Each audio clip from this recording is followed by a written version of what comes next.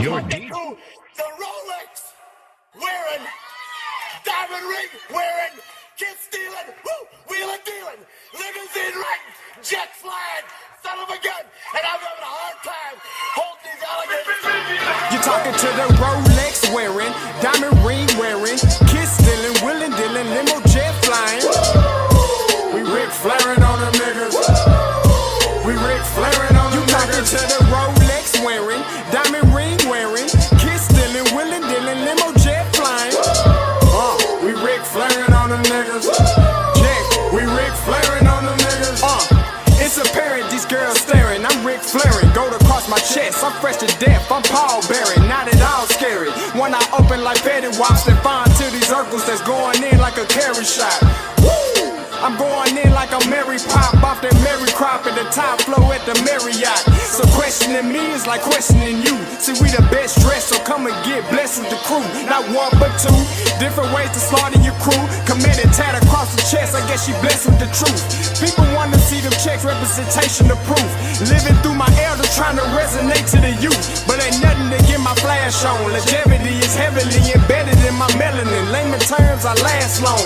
My grind repetitive, I'm smoother than real silk. Lyrical cash cow who can't cry over spilled milk. We in here. You're talking to the Rolex wearing, diamond ring wearing, kid stealing, wheeling dealing, limo jet flying. We Ric Flairing on them niggas. We Ric Flairing on them niggas. You talking to the Rolex wearing, diamond ring wearing, kid stealing, wheeling dealing, limo jet flying. We Ric Flairing on them niggas. We Ric Flairing on them niggas. This ain't no normal situation, this preparation with greatness. Industry full of fakeness, it's really up for the taking. See, life is what happened to you, more so how you take it. Don't get stripped of your knowledge and mentally leave you naked. I like to live otherwise. I'm sorry that I'm fresh to death. I put the polo and apologize. See, black son, we ain't nothing like the mother guys. Quit to socialize, we organize, then we mobilize. Off the deep end like a scuba diver. And no confusion, just keep it pushing like Uber drivers. Woo! Business fresh just like a supervisor in a Gucci visor. Can't find a smoother rhymer. You're talking to the Rolex wearing, diamond ring wearing, kid stealing, wheeling dealing, limo jet flying. We Ric Flairing on them niggas. We Ric Flairing on them niggas. You talking to the Rolex wearing, diamond ring wearing, kid stealing, wheeling dealing, limo jet flying. We Ric Flairing on them niggas. We Ric Flairing on them niggas. Yeah, DQ baby. Shout out that boy Nigga for that fire track. Hey, Black Sun, sun up. What's up, Vinny Vegas? What in Vegas? Yeah. Shout out Pharaoh's Kids, D-Phase, yeah, Bubba C, yeah, Ric Flairing on them, Ric Flairing on them, Ric Flairing on them, Ric Flairing, son up, baby. Hey, yo, Scotty, you going crazy for this one. We see what you're doing, we salute you. Hey, let's get it started. It's Backpack Capital One. What's in your wallet? Got a call from my man A. Scott. I said I got it. Love that you highlighting all of these black colleges. Try to pay me for doing this. Look, bruh, if you don't get off my line with that foolishness, voice of the swag, pull up where you at. No cap. If the Brody is speaking the soft facts. My advice, tune in to every show. Captain Petty, but we know that the sergeant is with the smoke. Speculate, just tell me what is we doing. Get into it, okay, look, I'ma say this and keep it moving. My boy Scotty, man, he offered the least. Black grad, paying college, I'm glad that he called me. Walk it, cause we all been taught that talk is cheap. Even primetime knows Scott for the HBCU streets. Let me cut the music. Let me cut this ain't my show today. All right. This is not my show today. I got the boy Wonder in the building. We roundtable talking it today. You already know what it is. The one and only Blue. What's up, Blue? What's good, man? I appreciate you having me. No, you know how we do roundtable. Listen, man, we try to get this roundtable going because we as pundits, we all have opinions, we all have things to say. But listen, we all have lives. All right, so that's why CFL couldn't be here. That's why Spotlight couldn't be here. We got lives. All right, so but we want to keep it going. We want to make this a thing, and we want to keep pushing it forward. All right, so we're gonna do it in place of them. CFL can't get its internet together, so we're gonna start a building fund for CFL internet just so we can be more consistent. All right, so. But listen, as long as you got the boy Wonder beside me, as long as you got Mr. Statistics, you are all good to go. So listen, guys, I want you guys to make sure you stay tuned for the whole thing. Don't leave at the end of this. And once I say we're taking calls all through the show. All right, we are taking calls all through the show. We're gonna go by segment. If I see a caller, I'm definitely gonna have you come in. So please keep your questions. But at the end, all right, it's a segment called Ags Blue.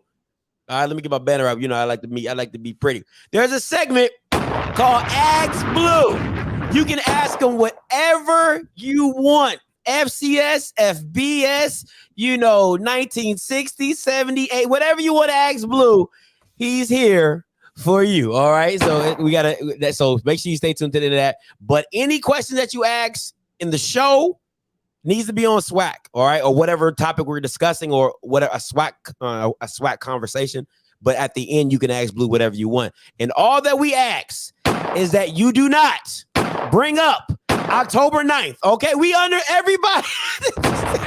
Everybody knows what's coming. Okay, we know what's coming. Blue knows what's coming. We all know what's coming October 9th. Trust me, we will damn sure put a roundtable to talk before October 9th. All right. So I'll promise you guys that much. But listen, please do not ask us about October 9th.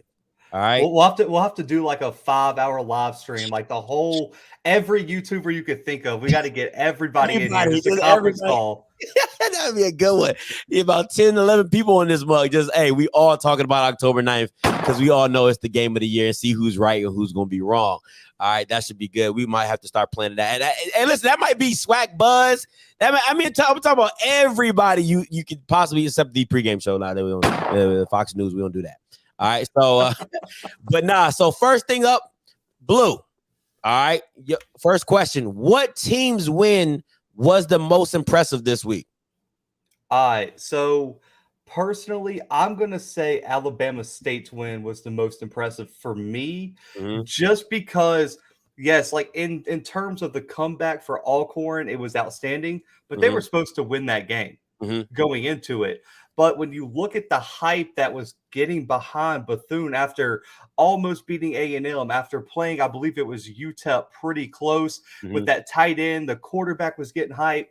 And then it seemed like, to me, man, I have never seen just not nearly the fan base never got off, but just the whole SWAC fandom get off the bandwagon so fast on Alabama State due to a loss to an SEC team.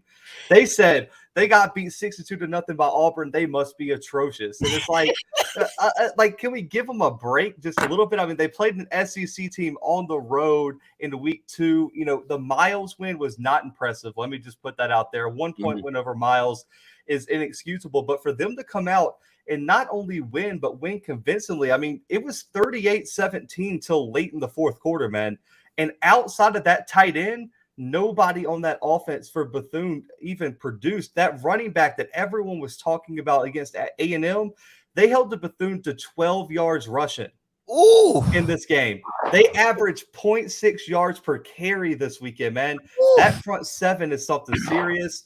And that secondary was great. I believe Natron got the interception this weekend for them, but they dominated the game. They forced 4 turnovers. For me, given all the hype with Bethune and everyone not paying attention to Alabama State, I'm giving it to ASU this weekend as the most impressive win of the week.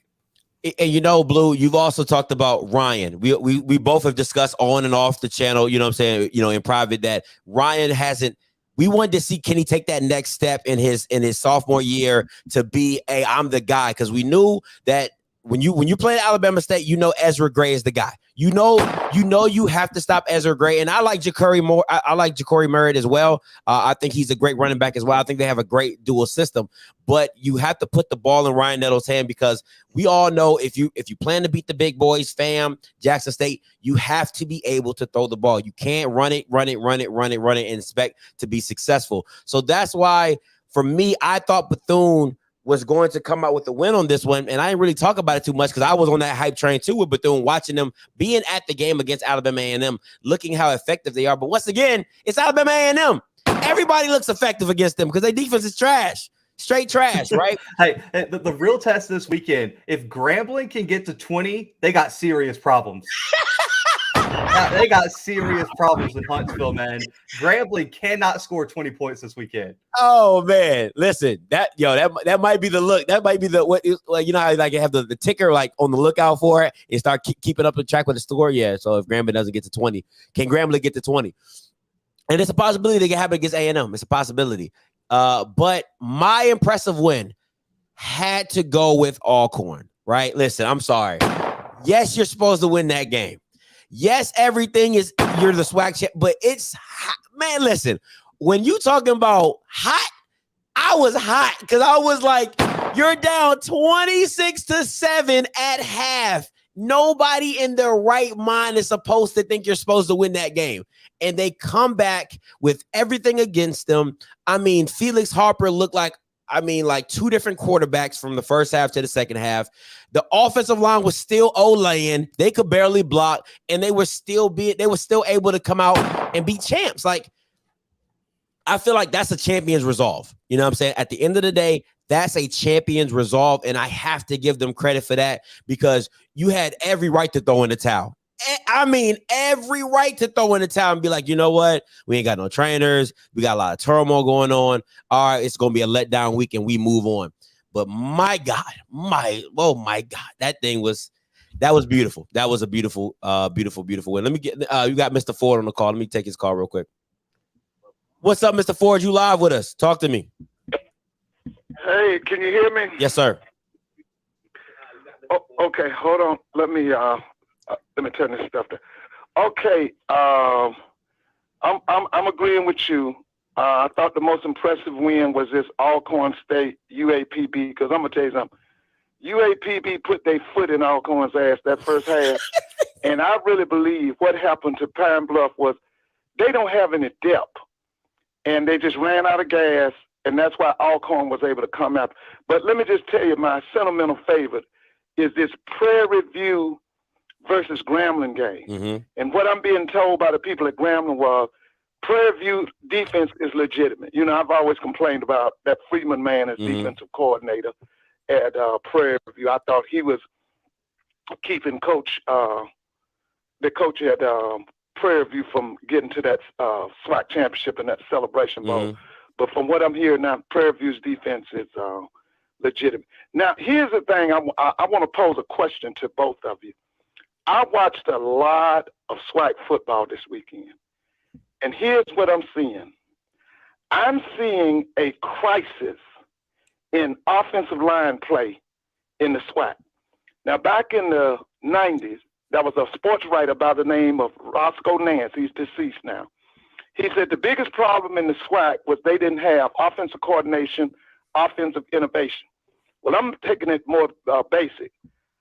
I don't see a lot of kids in the SWAC who are decent offensive linemen. Mm-hmm. My question to you and to Blue Blood is this, and I'd like to hear what both of you have to say. What do we have to do to get decent offensive line play in the SWAC? Do we need better coaches? Do we need better players? Do we need to bring in pros from the NFL to work with our kids? Do we need to bring in coaches from the 1AA level or from the pro level? What do we need to do to solve this problem of such poor offensive play? Thank you so much, and I'm going to hang up and listen to you. Appreciate it, Mr. Ford. Hey, Blue, I'm going to let you take that one first. Go ahead. I know you played offensive line, so you talk about it. Yeah, man. For me, okay, so especially this year, and you know, I've this kind of goes hand in hand with the question that I've been asked on my channel is why are we seeing so many upsets this year? The transfer portal was so heavy this year that so many of these offensive lines have new pieces. Especially you look at like a Jackson State, man. I mean, it is just mix and match from all over the country. And the biggest thing that people don't understand about offensive linemen is chemistry is the number one thing. What like when I was playing in 7A high school in Alabama, the O-line I played with, we played together from the time we were in 7th grade till the time we graduated. Wow. The same exact positions next to each other every single week, man. And by the time we got to, high school, I knew what the guard next to me, his name was Mason Thornton, was thinking next to me. I knew exactly where he was going to go every play. And that's what's missing a lot of these SWAC offensive lines. When you watch when they collapse, it's when communication's key, when they're stunting, when they're walking up to the line of scrimmage, when they're giving you different fronts. And that all relies on communication among the players. And then also, I like what Mr. Moore said here. You have to know what type of scheme your offensive linemen thrive in. A zone blocking, skinny offensive lineman is not going to work well in like a Southern offense. You can't turn a zone a speed guy into a power run on a power run team. And also, there was a comment too. There just aren't as many good offensive linemen out there as there are athletes on the edge. And so you're competing with the best of the best. So those 5-star O linemen, they're going to Power 5 schools. I mean, the only school I know that has a depth of O line that is just ridiculous is Alabama. They got the number 1 and number 2 offensive linemen in the country from last year on the bench.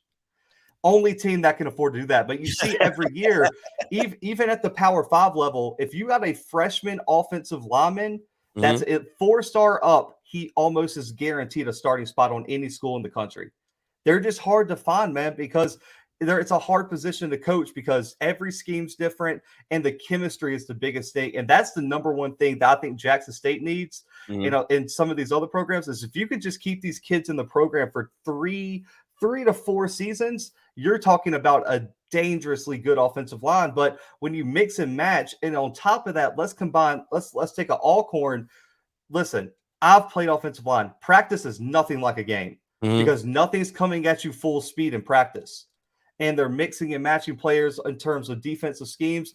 Game energy and game recognition is where the offensive line thrives. And I think right now that's the biggest reason we've seen offensive lines in the SWAC take such a step back. But on the other hand, we have a lot of good individual SWAC offensive linemen. We just don't have a unit that is as consistent as you would like to see. And I think Southern's probably the closest thing we have to it. But when you look around the country, you have a lot of singular guys who probably can make it at the next level. It's just they're hard to find, man. Let's just keep it honest. Got you.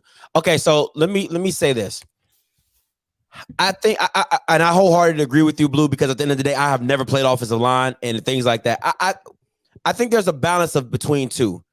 Are you grooming these offensive linemen? Because one, are you getting the right lineman for your scheme? That's one. All right. Are you getting the right lineman for your scheme? Because I've said before, even in my high school days, we were a very small offensive line. So we had to do a lot of things with just move. It was no power, nothing. Because we couldn't blow anybody off the ball. So it's a lot of misdirection. It's a lot of, hey, just get in front, hold, just buy us some time to get things going. That's one thing. So do you have finesse players in a power scheme? That doesn't work. You know what I'm saying? Do you have a power player for a finesse scheme? That doesn't work. You know what I'm saying? So are you finding the right offensive lineman? And then on top of that, are these offensive linemen coaches really coaches? Okay, let's get on these positional coaches. Just because your thing says OL on it don't mean you know what you're talking about. A lot of times it's just a friend of a friend. Hey, man, I got a position for you. Tell them to, stand up, block, put their hands up. No, there's a lot of technique that goes into offensive line play, offensive line. I mean, how you pull, how you, zone. And that stuff is really technical. People don't want to say that. A lot of people don't recognize that when they watch a game. They just think it's big boys on big boys. No, it takes a lot for a guard to cross his head in front of a nose tackle to stop to get in front for a zone block. It's a lot. That's a lot because you're asking footwork. Come on, man. Footwork, man. I'm telling you, you can be 6'8", 350 and bench press 1,000,000 pounds, man. If your feet continually get crossed and you got your feet too far underneath you or you're leaning over your toes, you're going to get blown up by someone the size of Jordan Lewis. And that's why you've seen a lot of offensive line. I don't know if you've seen, they're also moving toward like the defensive linemen practicing hand training and also boxing and stuff, because you got to win the hand placement battle first. That's the number one thing you have to win as an O-lineman. If the defensive lineman gets his hands on you before you get your hands on him, you've already beat 9 times out of 10. Yeah. So, but hey, Mr. Ford, appreciate the question. Appreciate the call in. And let's go to the next topic. Now, Blue, listen, I've been getting this a lot, bro. Who is your top 5 teams in the SWAC right now? Take your time. Take your time. Okay, so in order. Okay.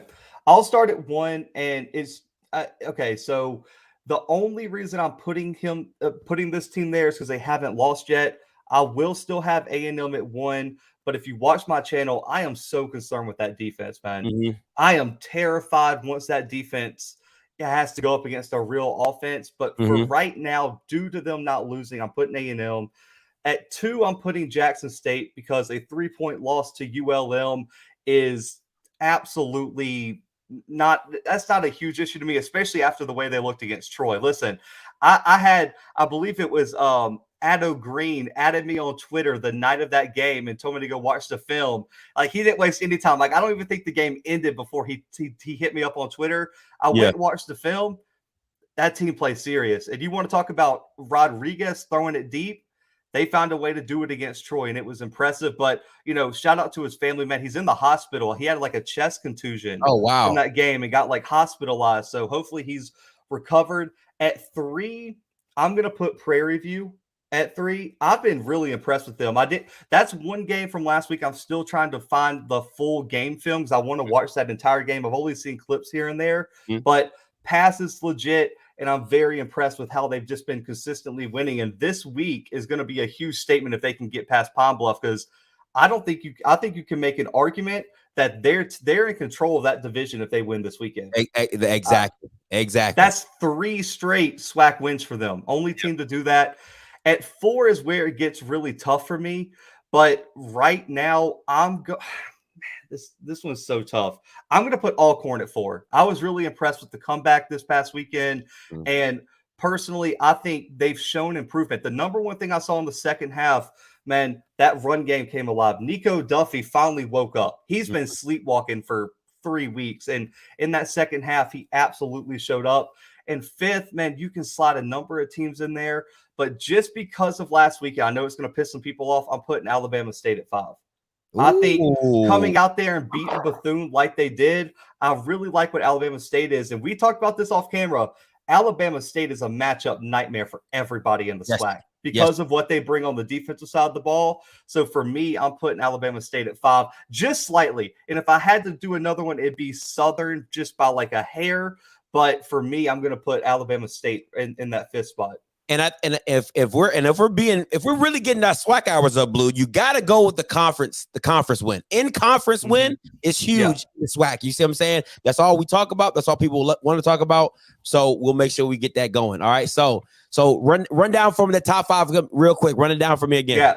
So Alabama A&M 1, Jackson State 2, Prairie View 3. I'm blanking on 4 now. Who did I have at 4? Man, I had 5. Alabama State. Blanket. Yeah, Alabama State was 5. 4 was Alcorn. Alcorn. Yeah. All right. Okay, so I'm gonna rock with you. 1 and 2 is a gimme. All right. 1 Alabama A&M, 2 Jackson State. We don't even got to talk about 1 and 2 is a definite. All right. 3,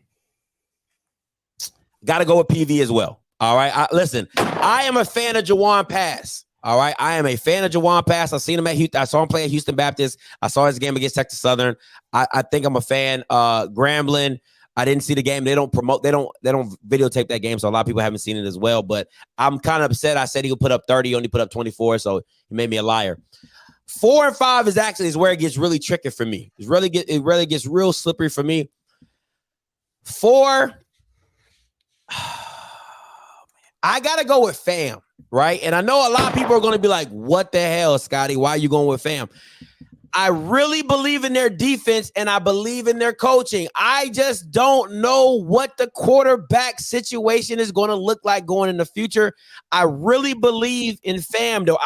Listen, they played Jackson State super tough. They played South Florida really well. I mean, I gotta give them some kind of credit for this. So I gotta give FAM 4, and because I really believe in their defense. I really do believe in their defense. And 5. I have to go with Southern. All right. 5, I have to go with Southern. And the reason I don't go with Alcorn is because their O-line is horrendous. Listen, it's only so much there's only so much of Alcorn that you can protect with that kind of O-line with like that Felix has to deal with. Right. So 1 is Alabama A&M, 2 is Jackson State, 3 PV, 4 is FAM, 5 is Southern. Now, 4 and 5 to me could be switched. Southern could have been 4, FAM could have been 5. That's how I'm looking at it. But Alcorn, listen, I saw 74. He is god awful. I mean, like, straight somebody line up in your face and you still don't block him. Like, come on, man. Like, no. No. Okay, so I'll give you this. The only reason I'm putting Alcorn and Alabama State over FAM and Southern right now, I trust their quarterbacks more. That's and in fair.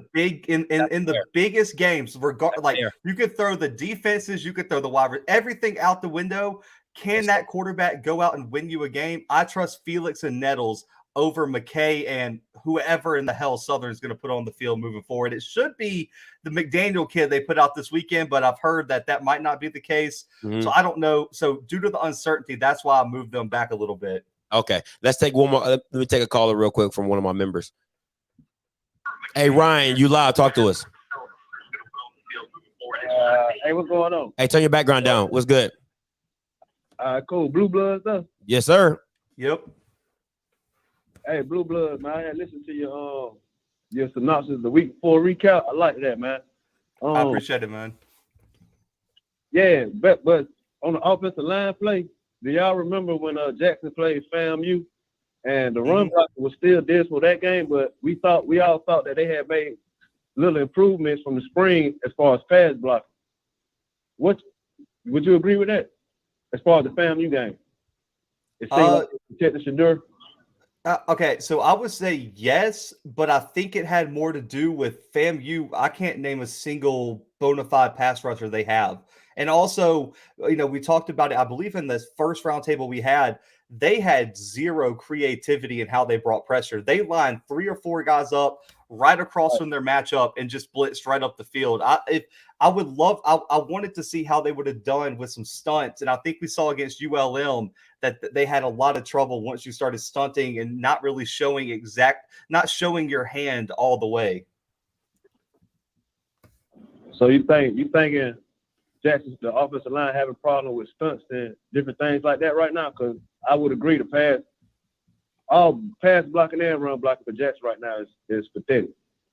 Yeah, I think their confidence is shaking, man. As an offensive lineman, you have to have confidence that you can win your matchup play in and play out. And personally, I don't think anyone in this chat, anyone in this show has confidence that Jackson State 1v1 can win their matchup consistently against any D line. And I think it also was FAMU had their defensive scheme wasn't great the first week. And also Jackson State did a great job of getting the ball out of Shador's hands quickly week 1. Now you're seeing as the season wears on, they're being a little bit, I guess, more free in the play call, and they've pushed the ball down the field a little bit more. But in that week 1 matchup, they were getting it out very quickly, and it also allowed that offensive line to gel throughout that game. And FAMU just did a terrible job of getting to the quarterback in that game. All right, last thing I wanted to run by both of y'all. How do y'all think the bye week for Jackson is going to help as far as preparing for A&M? Do you think it's going to be an advantage? Do you think that would? What do you think about the bye week? Both of y'all. I'll go first on this one. I honestly don't think it helps you at all. It helps you in for health. Yes, Shador got banged up in the game. Coinus Miller got banged up in the game. Now, health-wise, abso-freaking-lutely. 2 weeks to get prepared for a game for Shador. Yeah, that's great. Coinus Miller, that's great. Your boy Lanier, Blue, great. You know what I'm saying? Like that is what's going to help you be prepared for this game. Schematically, there is nothing you can do that's going to prepare you for Alabama A&M offensively. Offensively, it's nothing. You can't simulate the play calling. You can't simulate the players. You can't simulate, the Akil Glass. You can't simulate any of that. Now, you can probably see what they like to do, and you can watch film or whatever. But we all know Jackson State doesn't believe in adjustments. So they're just going to come out and they really believe who they have is who they have. You know what I'm saying? So that's my thing. I think the bye week helps health-wise, but schematically, it's going to be a matchup with Titans. Go ahead, Blue. So I would disagree a little bit. I think it really helps them, especially given that A&M has a conference road game the week before too. So how much of an advantage the bye week offers Jackson State, I think really comes down to how much Grambling pushes at A&M this weekend. Now you can say A&M should blow them out, whatever like that, but any road conference game it takes a toll on your body. And so what happens if they get beat up in that game? What happens if it comes down to an overtime game by chance? That's where that real advantage is going to be. The only thing I want to see Jackson State do in the bye week is, one, dial up some creative plays. Have 2-3 plays in your back pocket for Shedeur to take a deep shot against this defense. If Shedeur can't push the ball down the field against A&M, that's got to be an issue. If there's any defense you want to unleash Shedeur's arm, it's that upcoming game against A&M. So I want to see this bye week kind of develop this offense and have a few deep shots and concepts where they can really take advantage of the back end of that A&M defense. All right, man. Appreciate y'all, man. Hey, appreciate the call, Ryan. All right, one more caller, Blue. Hey, Mr. Felix, talk to me. What's going on, Scotty? What's going on, Blue Bloods? Nice to meet you, Blue Bloods. Yeah, man. Appreciate it, man. Good. Let's talk about SWAC first, really quickly. I think the winner of the A&M Jackson State game going to win the SWAC. We're not talking about that game. Listen, October 9th. We're going to have something prepared October 9th. We're not talking about the game. He got off lucky by asking about the bye week. So the bye week was good. All right. So we're not talking about the October 9th game at all. It's either this week or upcoming next week. That's it. Oh, see, he left. Even better. He's like, I ain't nothing to talk about that. All right. So listen, guys, if you're new, if you're just coming on the stream, we are not talking about October 9th until it gets here. All right. Oh, he called back. Hey, what's up, Felix? Yeah, I got disconnected. My bad. Hey, Blue Bloods, let me ask you a question. It's a big game in the Big Sky this Saturday on ESPN2, Eastern Washington on Montana. They got to give Eric Berry the Peyton Award this year. Come on now. Oh, man. Listen, that is my guy. I texted him today. He might be coming on the show this week to preview that game with me. Eric Berrier, man, that's my dude. He's the best quarterback in the FCS, and I think you can make an argument he might be a top 10 quarterback in the country right now. I mean, he has more yards than I believe every single total offense in the FCS, but like 10. Just by himself, he's thrown for like almost 1,500 yards. Yeah, The fact that they flex that game to ESPN2 for the FCS is huge. I can't wait to see what numbers it does. But man, right now I'm going to kind of spoil my preview, which is coming out later this week. I have Eastern Washington pulling that out just because my guy Berrier is that good. I don't know, man. Montana's defense now. You saw what they did to Washington. Oh man, it's solid. It's solid. It's funny because this Montana Eastern Washington matchup reminds me so much of the Alabama A&M Jackson State matchup. It's Montana's defense against Eastern Washington, who can't stop a nosebleed. So it's going to be a huge game, man. I just personally, I mean, I can't take any team against my guy Eric. So I still got to ride with them. But man, that game is going to be one of the best games of the weekend, in my opinion. And everyone's got to tune into ESPN2 on Saturday night. Now, I give the SWAC a hard time, but the SWAC, they even beat each other up. What do you think about the other conferences, like the Big Sky, the CAA, the Missouri Valley? Like, I think the Big Sky was like 3-0 against FBS. You got UC Davis beating the Listen. The segment at the end of the show is called Ask Blue. All All right. Ask Blue is at the end of the session because I knew it's going to be people like him calling, asking FCS questions. It's at the end of the show. It's called Ask Blue. You can call and ask him whatever football questions you want. All right. Cool. Moving on. All right. So we did the top 5. Now, next, Blue, my question is, and I know a lot of SWAC fans are probably not going to like this, but I got to ask. Should the HBCU divisions be combined? And the reason I'm asking this question is because a lot of games that were not supposed to be close are being close. You have big time teams like Miles. You have big time teams like Bowie State that are banging up on people. You got, Delta State. You have all these teams that are giving comp to top level talent teams in the SWAC. Should they be combined? Yes, but I think it kind of depends on it. Can you pull all the HBCU teams away from their other conferences? I think if you're going to do this, you got to try your best to pull A&T into the mix. You got to try your best to pull Tennessee State. Now, Tennessee State's easy. The OVC's collapsing right now because Murray State just announced they're moving to the A-Sun, so they're leaving. So, and they're personally going to probably disband or try to find some way to save it, but Tennessee State will be easy convinced. Now, A&T is a different story because I think they think they can use the Big South to get to the playoffs, and I think they have a further reach than that. But personally, I think the biggest thing, and I can't speak on it because I don't know about it, is what the financials are for these D2 schools. Because if you combine, do they have enough? Do they have enough, I guess, resources to move up to FCS from D2? Okay. That's the question, because what you don't want to happen is combine and then you drag these SWAC teams down to D2 level. Ooh, you can't have that. Okay. Because if you combine and the average school doesn't meet the attendance, enrollment, endowment, things like that, that's where you're going to run into problems. And there's so many teams in the SWAC that I think have their trajectory is really, really high right now. Look at A&M with Maynard. You look at Jackson State with Coach Prime. All these teams are moving forward. So I think what you would do is ultimately, one, you're still going to hurt their strength of schedule. Do you think North Dakota State's impressed that you're going to be beating up on Miles? Probably not.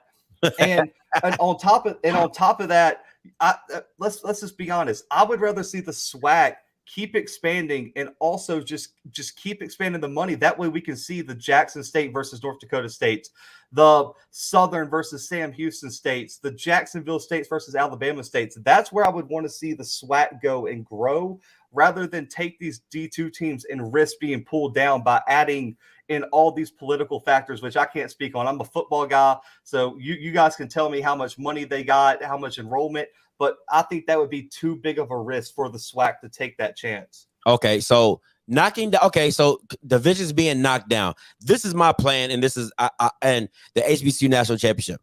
I'm gonna stick on this, and I don't care what nobody says. If you only care about the Celebration Bowl, make it an open playoff seating. I don't care what you got to do. I don't care what the NCAA has to. I don't give a damn about none of that, because you can't tell me that the SWAC and the MEAC are the two best HBCU teams on the planet. You just can't tell me that. It's nothing you can say to me. I don't care what you're talking about. You got to open it up to the CIAA, to SIC, to these championship conferences, because I'm telling you, any given Saturday, they can listen. No team in the SWAC is all world. Can we say that? Definitely no team in the MEAC is all world. Can we say that? Because these Florida schools, which were supposed to be dominating the MEAC, are coming over here getting their butt whooped. All right, and vice versa. So my thing is that I'm always going to stand on this. An HBCU national championship needs to happen. It needs to be. If all you care about, if you don't want to go to the playoffs, that's fine. Do okay or whatever. But you need to open it up to more competition, because I'm telling you, these D2 schools can give you a run for your money, especially if they're at the top levels, because clearly Delta State, I don't care PWI or not, they gave you a run for your money. So that's my thing. What do you say to that, Blue? Okay, so I get it, and I can't speak on wanting to keep it out of the FCS playoffs because personally, I think the SWAC should play in the FCS playoffs. But that's just my opinion. I know there's extenuating factors that I don't understand, particularly that keep the SWAC out of the playoffs, and I understand that.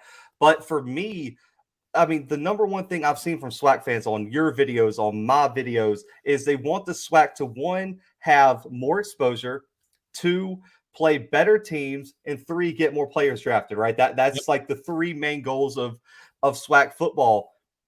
Who's impressed with you beating the CIAA champion? Like, I mean, can you name a player last year who came from the CIAA who got drafted?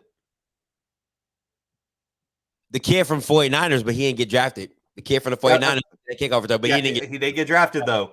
Undrafted. Okay, but on the flip side, how many players in the past few years have been drafted from the FCS playoffs? I know you can rattle them off. I know you can rattle them off. I mean, I'm not going to rattle them off. I mean, North Dakota State just last year had the number 3 pick in the country. Yeah. I mean, it's different, and I understand there's circumstances, and I'm the first one to say the FCS needs to revamp their playoff system to make it more valuable to teams to go. Mm-hmm. And I understand that, but for me, yes, it's great if all you care, if the Celebration Bowl is the goal, then I absolutely agree, have the HBCU National Championship. But if your goal is to, one, get players drafted, two, get exposure, and three, try to find a way to grow these programs, then it's not going to change. Because pretty much, if you're looking, so I'm going to give you the outsider perspective, okay? You already have an HBCU playoff. The semifinals are the MEAC and the SWAC championships, and then the championship games, the Celebration Bowl. You already got a playoff, technically. And so for me, it doesn't improve your situation enough to play these teams because you're not going to get any respect.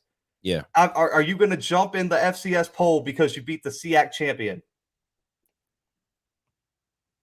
Probably not. And so for me, if the goal is to build up the SWAC as a whole and get these programs, and I've heard all the arguments that they want the SWAC to go FBS eventually.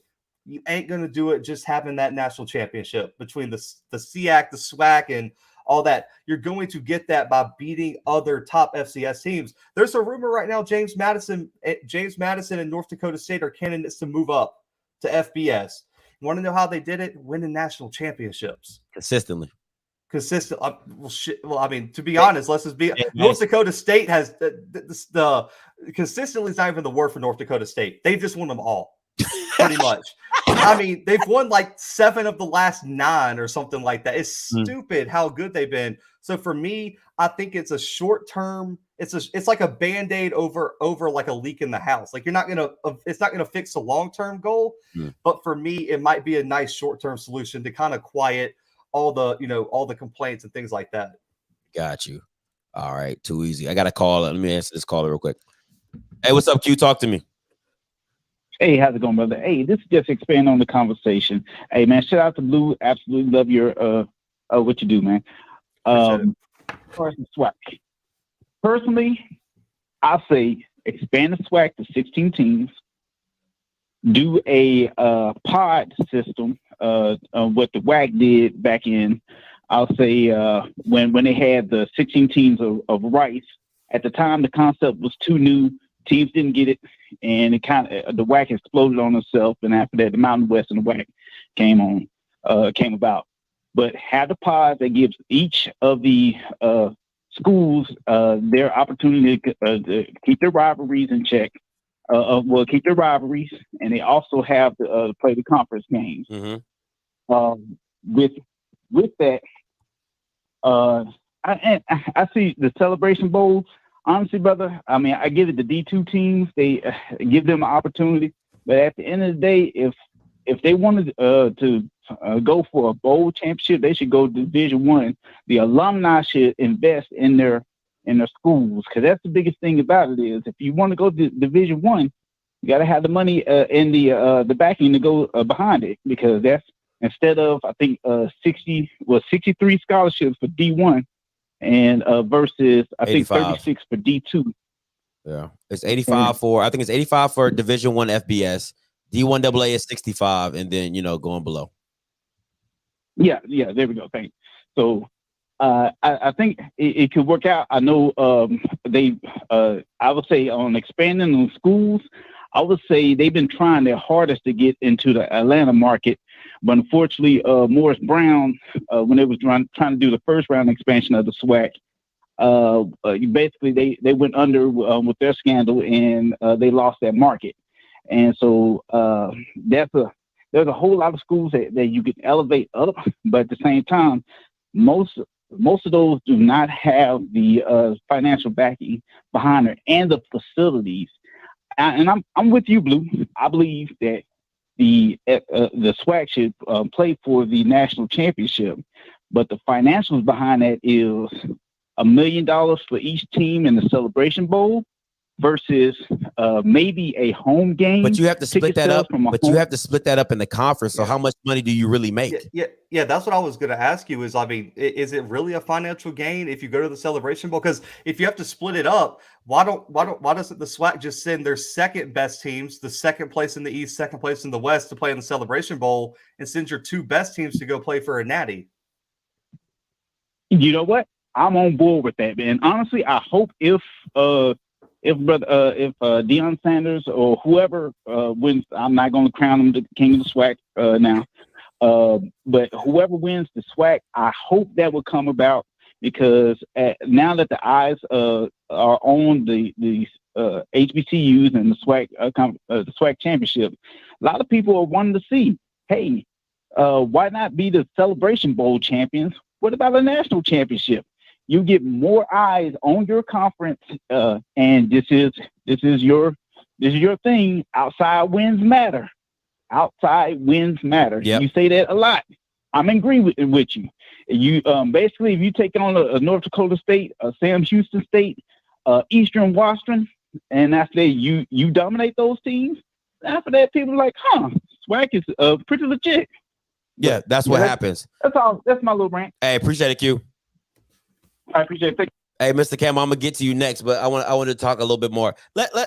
Okay, because Blue, this is what they always talk about. They'll always hit us with, oh, it's $1 million per team. Oh, it's $1 million. You can't give up $1 million. But when you have to split it up in your conference, how much money is that? That's like getting a $10,000 check, and then you got like 6 kids to feed. Like, how far does that really go? And okay, so here's what I'm thinking is happening is it's not thinking about the long. So when you invest money, you put so much in like a whatever bank account, and then you come back to it in a few years. Mm-hmm. How much? Okay, so you get that $1 million real quick, right? So let's just say they get $1 million. Let's not even break down the whole whatever. So they get 800,000 is what they're putting in the comments. So you get that 800,000 directly to your bank account now, right? Yep. How much more money would Jackson State make in 5 years if they win and won 2 FCS national titles in the next 5 years? Twice that, 3 times that. Well, what's the long-term investment of going to the FCS playoffs? That's what I don't think a lot of people are looking at.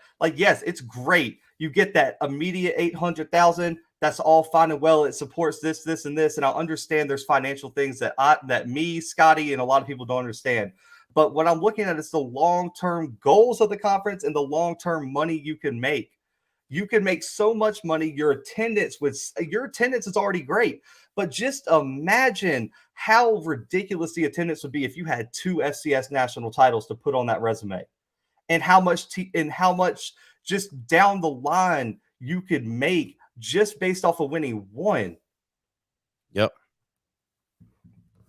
Let me take this next call, but Mr. Campbell, this is a FAMU grad. He gonna come in with some bull crap. What's up, Mr. Campbell?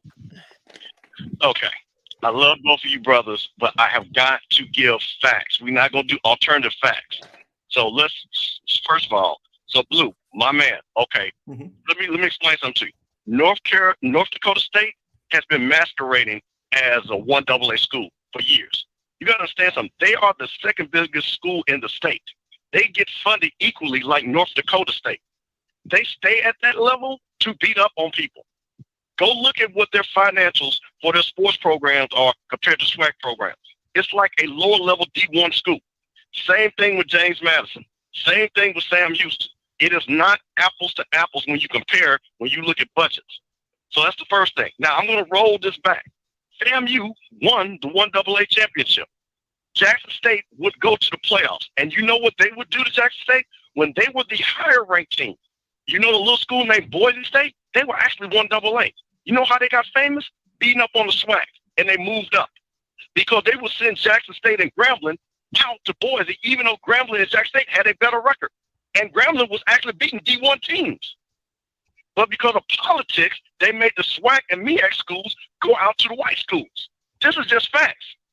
Now, I will say, me and Scotty, I literally said before I went to my whole thing, the FCS playoffs, if this happened, would have to revamp their system. And they have to a point since back then, because now the seeding's done by region. So Jackson State and the SWAC schools would stay somewhere in the Southeast in the first few rounds. Now, I do say that in terms of politics and bidding for home games and all that, that has to change.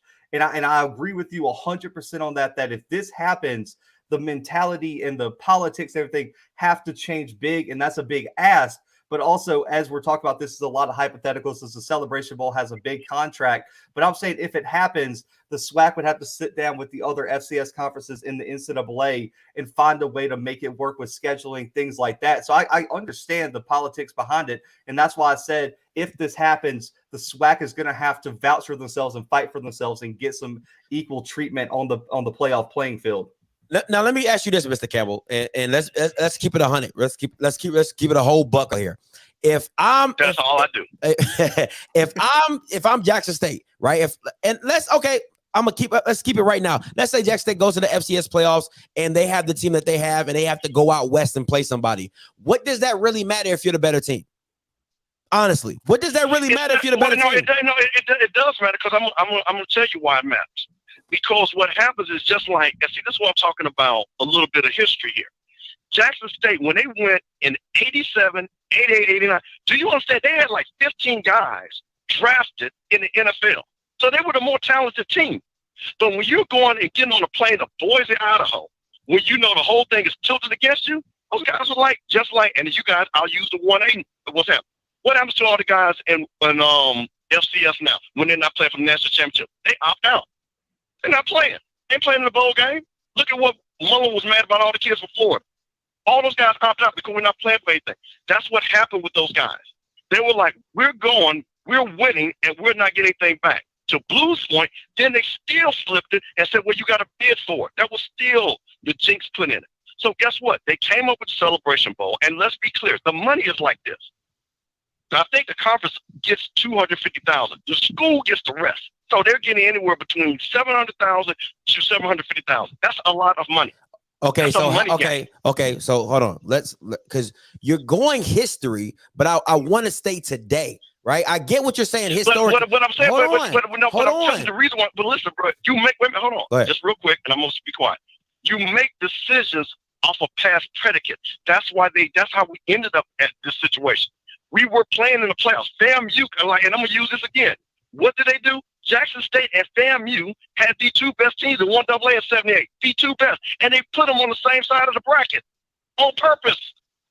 So that's what I'm saying. When you start looking at it and you see things stacked against you, that's when they said, okay, we're going to revamp it. Give us a game. Because, mind you, things have totally changed with TV a little bit. Because, mind you, 1AA playoffs wasn't even – no, but wait a minute. But that's what I'm trying to tell you. The 1AA playoffs weren't even on. They created a Celebration Bowl. They got higher ratings. The only 2019 was the first year that they had, and it was still close. And that's because Alcorn went back to back, and they knew they wasn't going to beat A&T. So that's the thing. When we're sitting back here talking about all this, we have got to look at it from a financial standpoint and also from teams like North Dakota State that are masquerading when they really should be playing 1A ball because their finances say that's what they are, honestly. Now, in 2019, you do have to acknowledge the FCS National Championship. That was the first year it was on an equal playing field with Celebration was always on ABC. That the first year they put the FCS National Championship on ABC, it beat the Celebration Bowl by over 1 million views. Yeah, but guess what? And now I'm going to answer that question. Because they put us at 12 noon and put them at 3 o'clock. You flip us at 3 o'clock and 12 noon. Guess what you think will happen? That's the reason why Arkansas is mad right now that they're playing somebody at 12 noon this weekend. at Georgia. They're pissed. Because guess what? The Monday game is the Ole Miss Alabama State game at 3:30. 3:30 is the time slot for a football game. Okay. We're playing at noon. This is my thing. And we're getting those ratings. This is my thing, Mr. Campbell. Like, and listen, for your era and growing up and seeing that, I understand that you're saying, okay, we're making decisions based off of, you know, this or that or however you want to do it. But at the same time, you can't keep having that same mindset, because if you have the better team, it should not matter where they place you. Now, is it now at the end of the day? It totally matters. It totally matters. It doesn't. If you're the better team, it should not matter. No. Listen, let me tell you what I mean by that. Let me tell you what I mean by that. Because this is what I think you guys keep missing. It's a financial component to this. Okay, I might be the better team, but look what Jackson State did, and they had Delta State. They had 30,000 people in the stadium. They made a whole lot of money. That goes to the bottom line. You send me out to North Dakota State, even though I'm ranked higher, I don't get that same amount of money. Money matters in the game, bro. But that doesn't happen anymore. They finally started seeding by region, so you wouldn't have to go to North Dakota State. But what I'm saying is, but again, and then that's what I'm trying to tell you. They put the trick in to say, oh, we're going to keep you in region, but oh, by the way, a team that is not as good as you can outbid you to get the home game. So it should be like that. It should be totally by ranking. At the end of the day, if you're the higher ranked team, you get the home game. Okay. If the financial aspect, okay, so you're not going to win you're not going to win the bid for, you're not going to outbid a white school, okay, if they want to get a home game. The point is this: if you're the better team, you're going to beat them. It does like it's going to come back around full circle regardless, because you're going to win. Now, I mean, I agree with Mr. Campbell on this. The SWAC should get a home game. The SWAC champion, I think. So the problem with the FCS playoffs is the champion of each conference, the 4 best conference champions should get a home game. The 4 best should get the bye week, and then the next 4 conference champions should get a home game, at least for the first week. But I did want to say, I just looked it up, that the year of the FCS National Championship, it kicked off at 11 a.m., just like the Celebration Bowl did. I just looked it up. James Madison, North Dakota State, and they still had over 1 million more views. So people will tune in if it's on a local channel, because ESPN2 isn't, some people definitely don't have cable, and I understand that. And I know that plays with both ratings. But when you put the game on ABC, for the first time ever, the FCS National Championship did over 1 million more views than the Celebration Bowl did in 2019 or 2019-2020 season. But we've outrated them every other year, but that year. But you can't say that, because they were on a lesser channel than you. Okay, so they moved to ABC, and then they got more. And then they outdid you by 1 million views at the same time slot. But a week later, because they didn't play the same weekend. They played what, a week 2 later? Yeah, they played like, I believe it was the week after the Celebration Bowl, because they didn't want to have it on the same day or something like that. Same day, right? Okay. Yeah. All right. And I listen. We agree on more than we disagree about, Mr. Campbell, completely, because I'm not. I don't have a problem with you guys arguing, but what I'm saying is, you guys. This is what kind of bothers me. People think that people make these decisions off of 6 months or a year. That guy McClellan, I've known that dude. That dude is from Jackson. That's a smart dude. Those dudes sit back there and look at them. It's the same thing with FAMU. You don't think FAMU, again, we talk smack because we are the only HBCU that won the 1AA championship. Yeah, that does mean something. But it stopped meaning something when they started tilting the board the other way. That's what my point of it is. And that has been a fact. Even to this point right now, what they're doing, when you can outbid somebody and you're not the better team. So that's just kind of factors into it. So I want to make one other last point, then I'm going to jump off. All right. Here's the thing that Deion has an advantage that he's going to be able to do.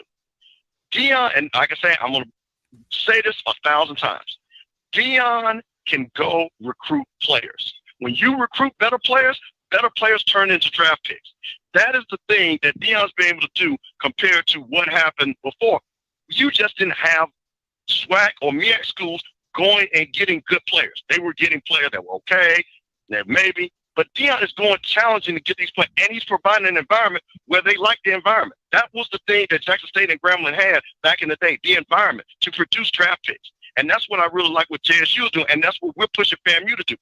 Create the environment that people like, because not being funny, it ain't a fun environment being at Delta State or in Ole Miss and Mississippi State compared to being in Jackson State or FAMU.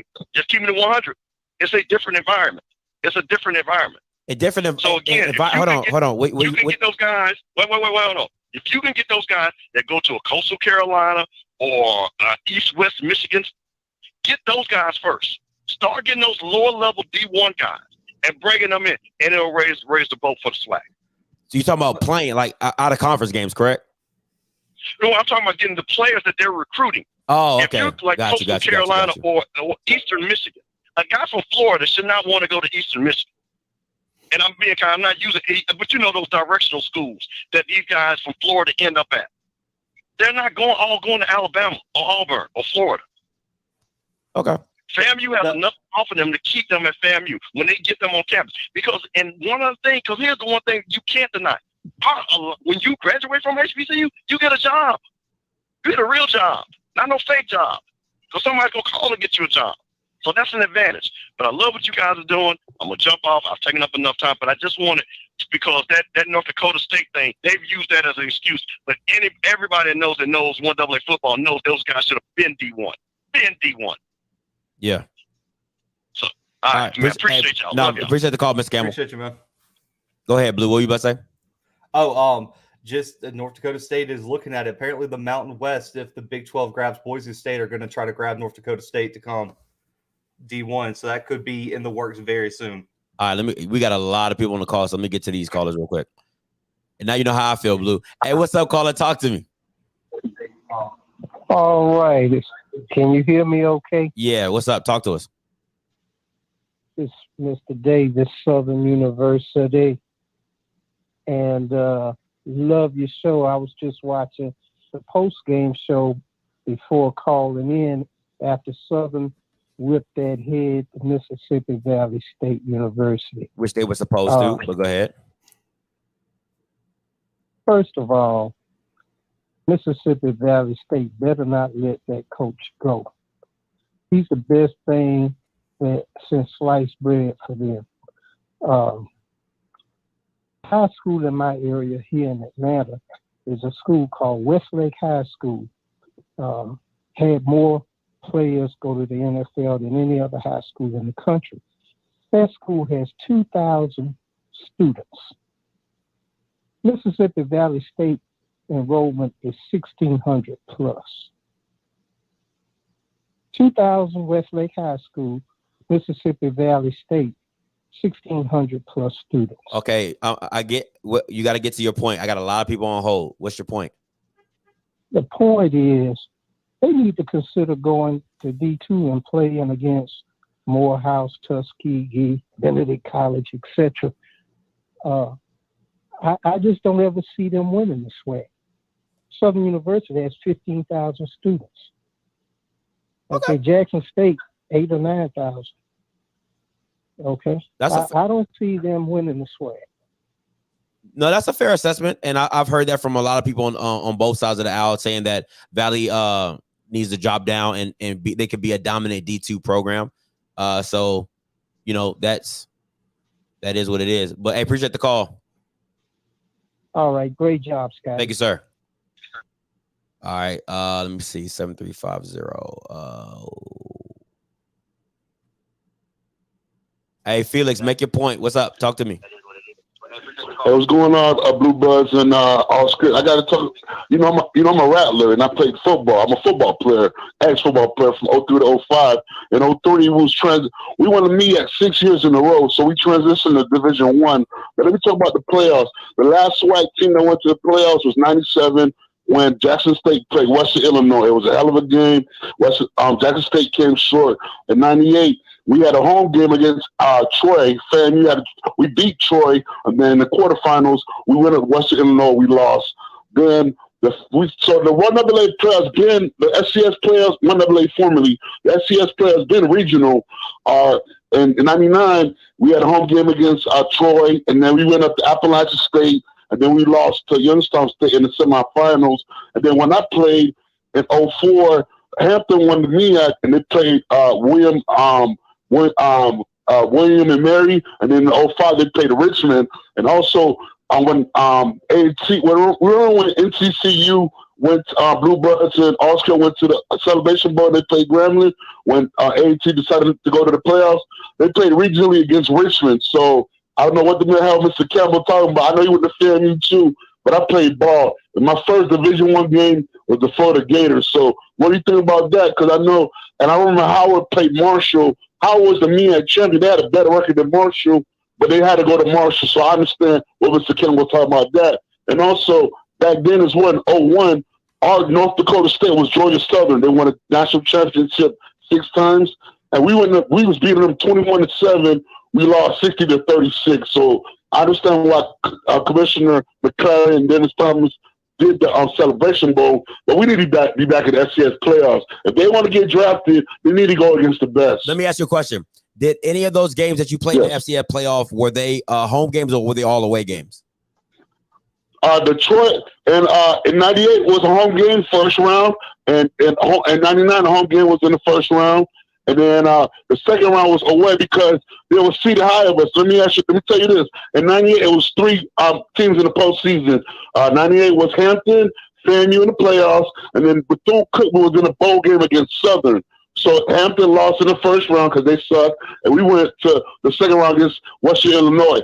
We was seeded 5th. Western Illinois was seeded 4th, so we had to go to them. If they were seeded 5th and then in the 4th, and they had to go to the second round, they would have came to Tallahassee, and we had 2 home games. You see what I'm saying? Yeah. Okay. So let me ask you this: I'm assuming the first game, because everybody's talking about this, is that the first game it was regional.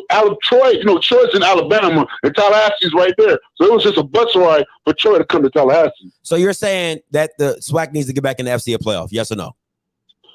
Yes. And really quickly, I know Oscar. Just real quick, Blue Bloods. Let me ask you a question, man. I don't know what's up with Northern Iowa. Real quick, Oscar. No, we're not doing that. I already told you. Save it for Axe Blue later. I got a lot of people on hold. You're not slick. Got to go. All right. Let me see who else I got. 702. No. Yeah, here you go. Hey, caller, you live. Talk to me. I got a lot of people on hold. You're not slick. Hey, what's up? It's Theo in Baton Rouge. Talk to me. Hey, I was going back to when you were saying that it didn't matter about whether the SWAC school would have had to go and travel and all that. It does matter, because if you have a higher ranking and then you get sent off, you say you Jackson State, you from the South, and then they send you to North Dakota. It's 5 degrees, man. That's a whole different home field advantage type thing, bro. And you always say the best team gonna win regardless. No, it don't. Elements and home field advantage and all that play a part. Listen. Why you think people? Listen. Go ahead, Zach. It goes both ways. I agree with you. I will give you the argument. If you're the higher rated seed and you get sent to a lower seed's home game, that's unfair. You're not hearing an argument from me. But if you're the lower seer team and you have to take your butt up to North Dakota to go play, take your butt up to North Dakota to go play. That's football. It's football. That's fine with me. But for another reason, I want to say I am nowhere trying to be in favor of the prostitution of the FCS playoffs. I am nowhere in favor of that. Because if the SWAC and the MEAC have gone to ESPN and have gotten some outside of the system and got a celebration bowl, which benefits every school in the conference. Every one of them gets something out of it. And then you want to go and pay to go play in the FCS playoffs? That don't even make financial business sense. That don't even make sense. Okay, so let me ask you this. Let me ask you this. And Blue, you can chime in here or whatever. So you're telling this is what you're saying to me. This is literally what you're saying to me. And Blue has said it before. He thinks in the FCS playoffs they should revamp the whole styling. He said that. So I'm not gonna keep knocking on that point. This is what you're telling me. You're saying, you know what, Scotty? We don't need a national championship. What does it matter? We'll take the rec league made up champion, because that's what you're doing. You simply made up your own championship game. Wait, That's how you respect it. That's how you respect it. And but we can respect it in another way. And until we force our, get hung up on. Go ahead, bro. You're about to get hung up on. So my point is this. Go ahead, bro. Listen, whatever you got to do, but it's your show, man. I know, it's your show. I'm trying to make a point. I'm listening. Listen, you ain't listening to me. How you going to listen if you keep talking? That don't work the way. That don't work the same. All right. So my point is this. I'm listening, Scotty. Go with it, bro. Go with it. So my thing is this. It is a made-up championship because at the end of the day, your conference is ranked 9th out of all FCS. So nobody even cares about the football that you're playing, and you're like, you know what? We're going to take our ball and we're going to make our own game over here. That's what you're doing. You don't want to compete with the big boys, so you're like, oh, we're going to just take our ball. We're going to go play over here. All right, go ahead. It's on you. Okay, now make that financially feasible for us to do that. And where it doesn't work against what we trying to do, and make it, we trying to pay bills also, Scotty. We also trying to make ourselves better at the same time. But you have to say the relevance of something is how you think about your own stuff. You see what I'm saying? Just because somebody else don't think my stuff is good, I can still promote my stuff and build that. You see what I'm saying? I don't have to conform to somebody else's stuff and say my stuff is nothing, abandon it. When I have built something, they done built the Celebration Bowl. And that's outside of the system. You see what I'm saying? And without other people's influence, they haven't built that. Now we can build on that. And then, I mean, it's a whole lot of AA schools around here and all across the country. Wish they had what the SWAC and MEAC have. They wish they had that. But we've done that, and then we have some of our own people trying to downplay it and all that. But bruh, the country, I mean, one AA schools around the country, like Southland schools, wish they did have what the SWAC and the MEAC have. Even Big South, they wish they could play on national TV. They wish they could.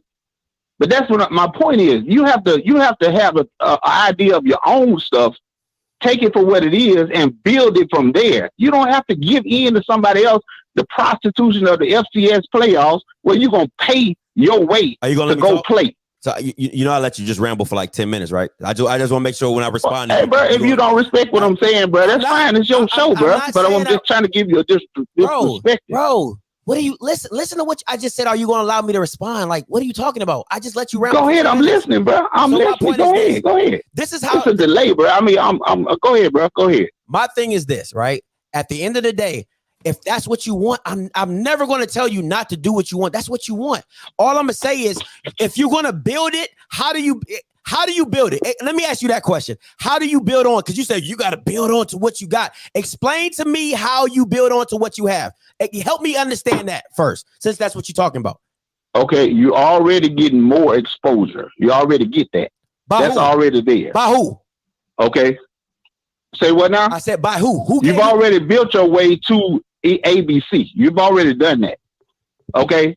From there, you keep building your product and putting it out there. How? And you keep building it. You're talking about it. Explain to me how. Your recruiting goes up. You have to recruit this individual schools to a whole. You have to keep building your programs. That's all. It's simple as that.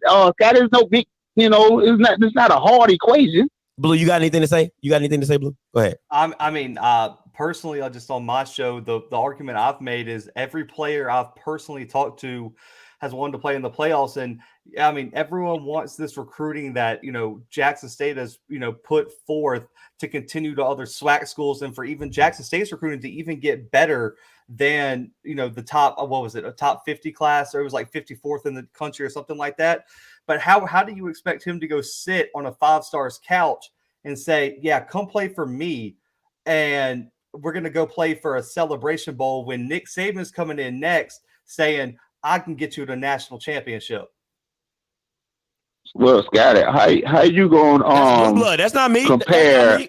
No, not Scotty. I mean blue blood. How you gonna compare what Nick Saban has, which is a long story of why that level is where it is, and what we can do? How you gonna compare that? Okay, then let's not use Alabama.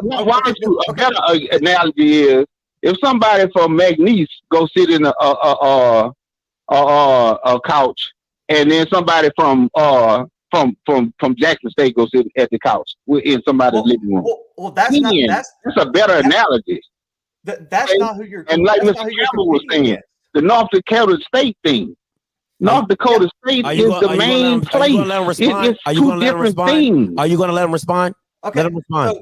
So Alabama. Let me say something right quick. I'm apologize because I'm not hearing you trying to respond. I'm talking. I can't. Here's a delay or something. So I'm not trying to be rude. I'm just saying I can't really hear you like that. Got you. Go ahead. Okay. So Alabama. Okay, go ahead. I'm listening. Listen. Okay, yeah, Alabama was a bad example, and everyone in the comments is freaking out. Don't use it. Don't. Okay, let's not use Alabama. Let's use a team that Mr. Campbell used. How with the playoffs expanding, guess who's got a chance at the playoffs now? Coastal Carolina, the Louisiana Lafayette. Those are who y'all are aiming for, right? The 3 stars, the 4 stars. How does Dion recruit against them when they now have a shot at a real national championship and you're just playing for a random bowl game? Okay. It's me now? Yeah. Yeah, you're good. You talking about how we have a shot against a ULL. That's what you're saying. Okay, that's a better analogy because that's the idea of targets. Okay. What I'm saying is that with a ULL, no, first of all, let me go back. You said a real championship. That goes back to the relevance of what you think of yourself. What? Because I think the national championship that is played for in Atlanta and it's called the Celebration Bowl is a real championship. It's not. Now, you all might not respect that. But we, for the most part of all our people. I can't, bro. I can't hear that foolishness. That's dumb. That's straight foolishness. And listen, if you're gonna crown yourself champions, do that on your own time. Do that on your own time. That is dumb. Okay, it's a random ass bowl game. I would say the same thing about the Peach Bowl, the Tostitos Bowl, the Lafayette Bowl, the Taco Bell Bowl. They all it's all second place losers. They're all second place, 5 and 6 teams. Like, come on, bro. Like, what are we talking about right now? I would give them the same non-validity as the Celebration Bowl. So I'm not looking at the other bowls any better than the Celebration Bowl. You're in that whole mix of bad bowls. Guacamole bowl, salsa bowl.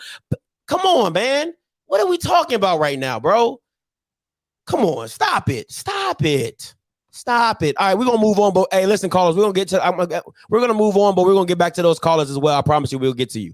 All right. So next up, week 5 matchups, Blue. Week 5 matchups. Let me bring up my thing real quick.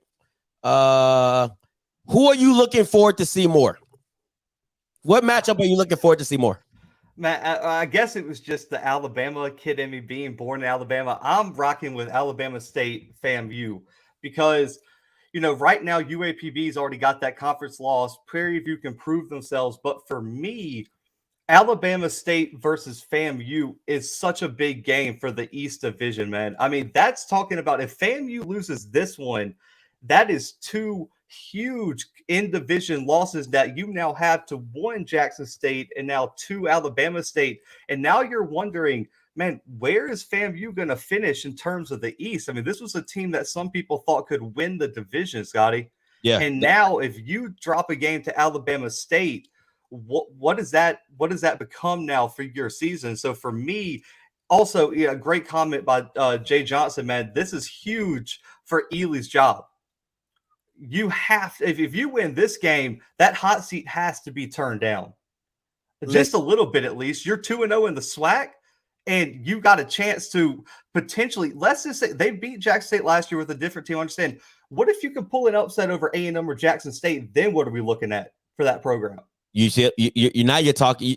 Listen, these are 2 big conference games, right? Because you can look at it both ways. UAPB can feel like, yo, we're the best, but at the end of the day, we let one go. You know what I'm saying? Prairie View can say, listen, we can really put ourselves on a map if we go ahead and knock off UAPB. We've knocked off Grambling. The only people we really got to see is Alcorn and Southern now, and we really on our way. We're really in the driver's seat. But this Alabama State and Florida A&M game, Blue, I'm 100% on the same bandwagon you riding, my guy. Listen, for me, for FAMU to say they're legitimate, they have to win this game. They have, because you gotta beat this team. I don't care what you're talking about, because Alabama State, at the end of the day, they're a power. I don't say they're a powerhouse, but they're a good team. They're a good team defensively. They're straight. But for me, Alabama State, if they beat FAM, lets you know they got something cooking over there. And defensively, I really think they're going to give FAMU the business. I'm not going to give my prediction of who's going to win right now. Damn it, I will. Alabama State. I'm going with Alabama State. I'm going to say it right here, right now. I'm going with Alabama State. Why? Because, and I know, and see, it goes back to my power rankings. It's going to be bad because I'm kind of contradicting myself because I got FAM I think I had FAM at 5 or 4. Yeah, you got him at 4, I believe. Had him at 4, but at the end of the day, I don't know what the quarterback is. So I trust the team. I like the team. You know what I'm saying? But I can't trust the quarterback, and styles make fights, and Alabama State got somebody. Anybody. Somebody can throw the ball out there. So I got Alabama State winning this game. I got the game 24-17. That would be my prediction for this game, but I agree with you, Blue, straight up. I got this is a big game, man. And if if Donald can win this joint, woo-wee, man, and it's at FAM and it's away. Yeah, I gotta give him credit for this one. I give him credit for this one. And then you got to be looking at Bethune and FAMU like, man, what was the MEAC? Like at this point, like what was going on over there, man? You're getting beat left and right over here. And the problem, and this goes back to what we talked about earlier. How bad of a matchup is Alabama State for FAMU with that secondary on top of them being able to stop the run? Are we confident that FAMU's gonna be able to move the ball consistently?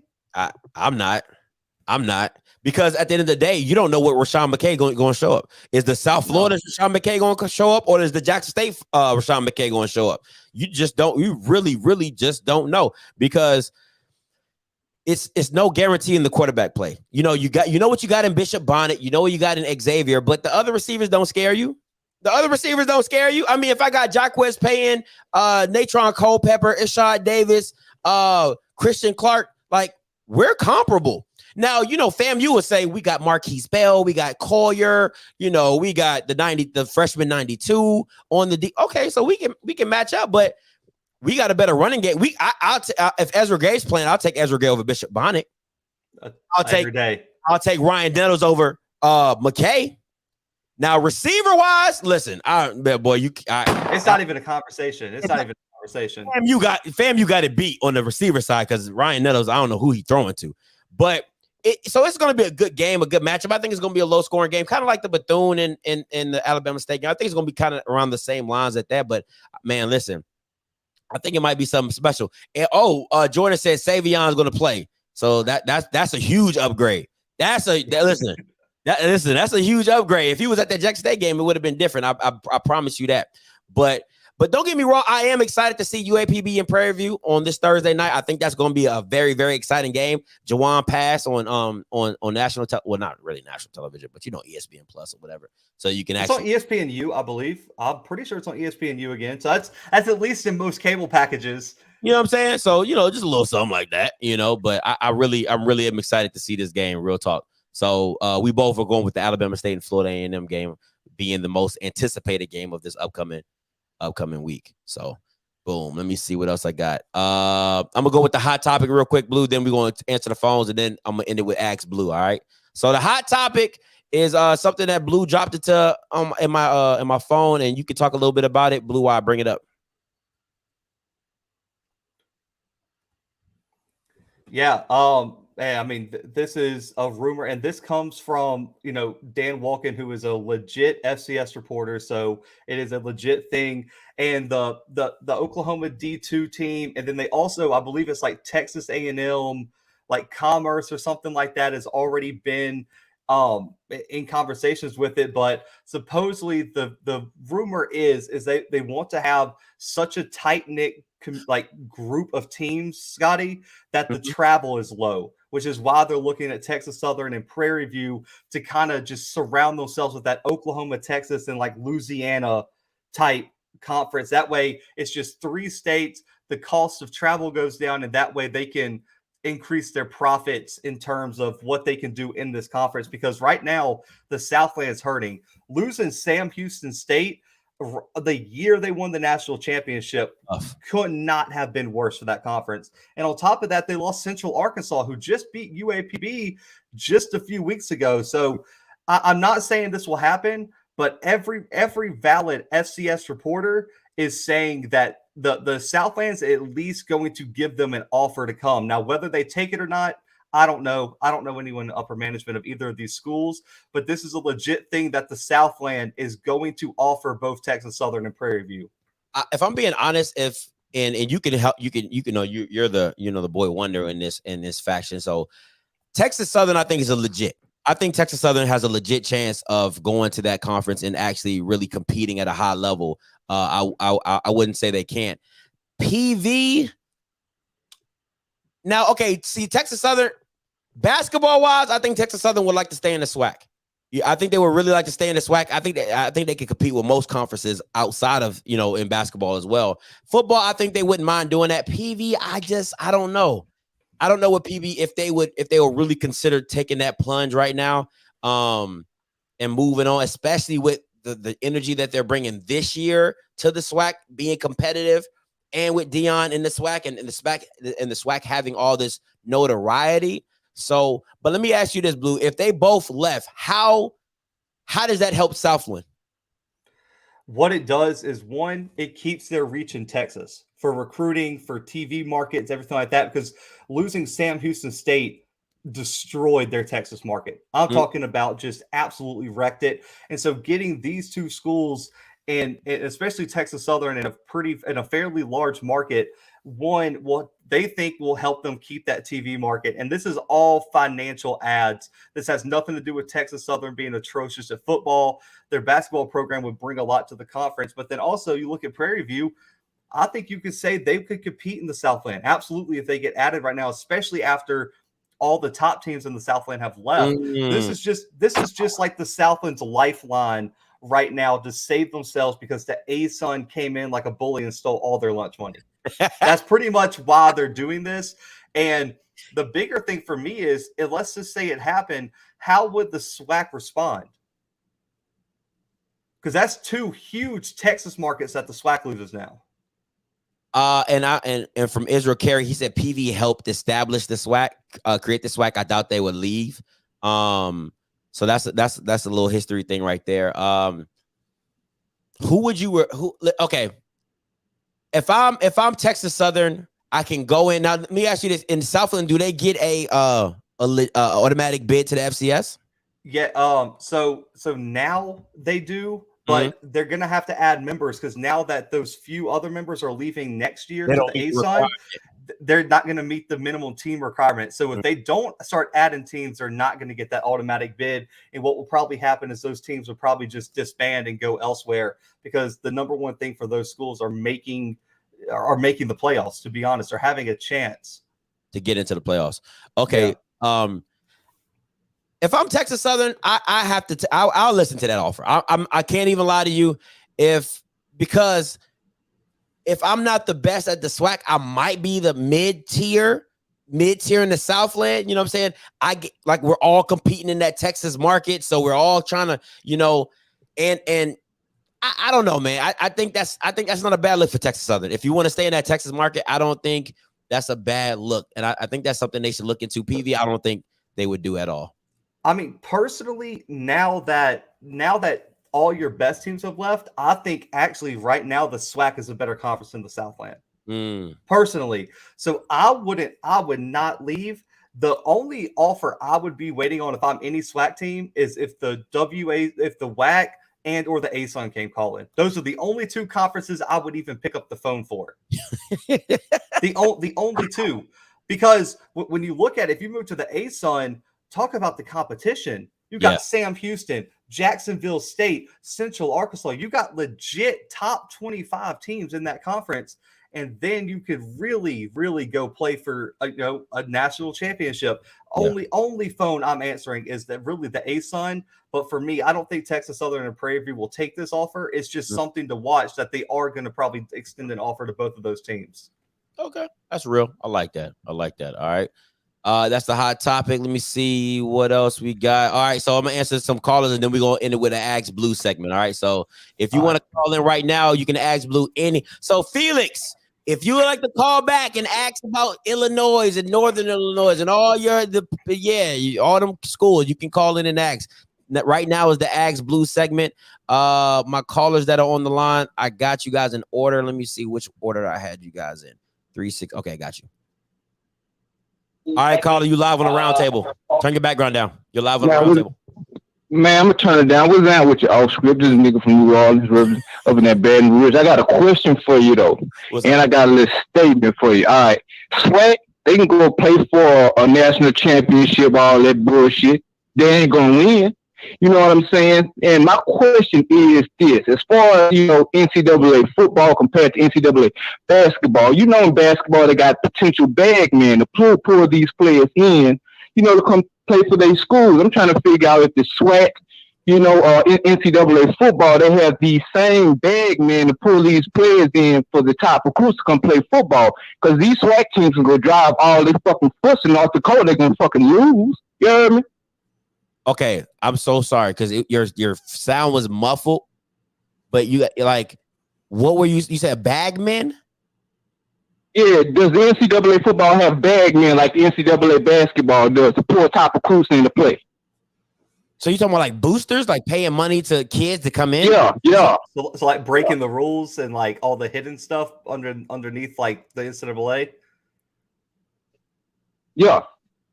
I can't speak. I can't speak. I mean, I can only speak on the teams who have gotten caught. Like, I mean, I can speak on some like examples that I know from going to a Power 5 school about some of the benefits they get, but I can't speak on like who got paid and who didn't. But I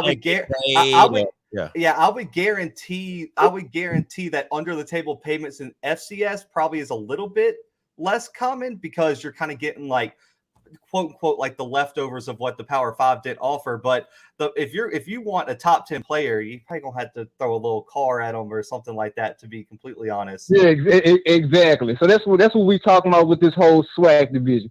You got these people in the SWAC, embezzling money. Deion Sanders did bring some clout to the whole SWAC division, but them niggas be stealing.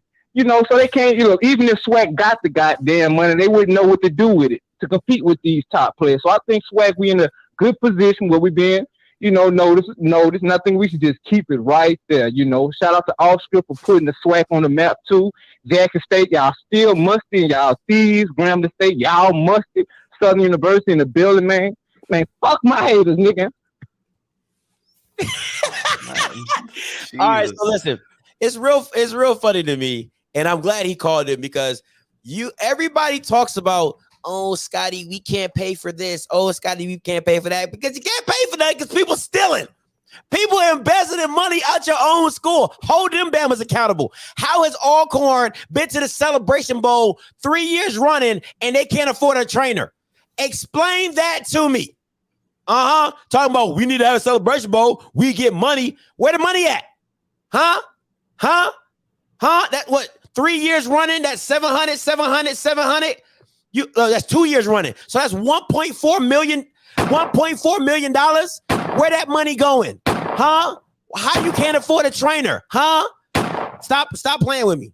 Stop playing with me. All right. Let's not. What's up, Dan? Don't do that, Scotty. I'm talking. I am. I am. Nobody want to talk about that. First of all these universities have outside auditing firms as well as state auditing firms. Hell, I work in public education. We get audited yearly. We're randomly audited. Somebody need to audit anyway, yeah, but just because people think that shit happened, it doesn't happen.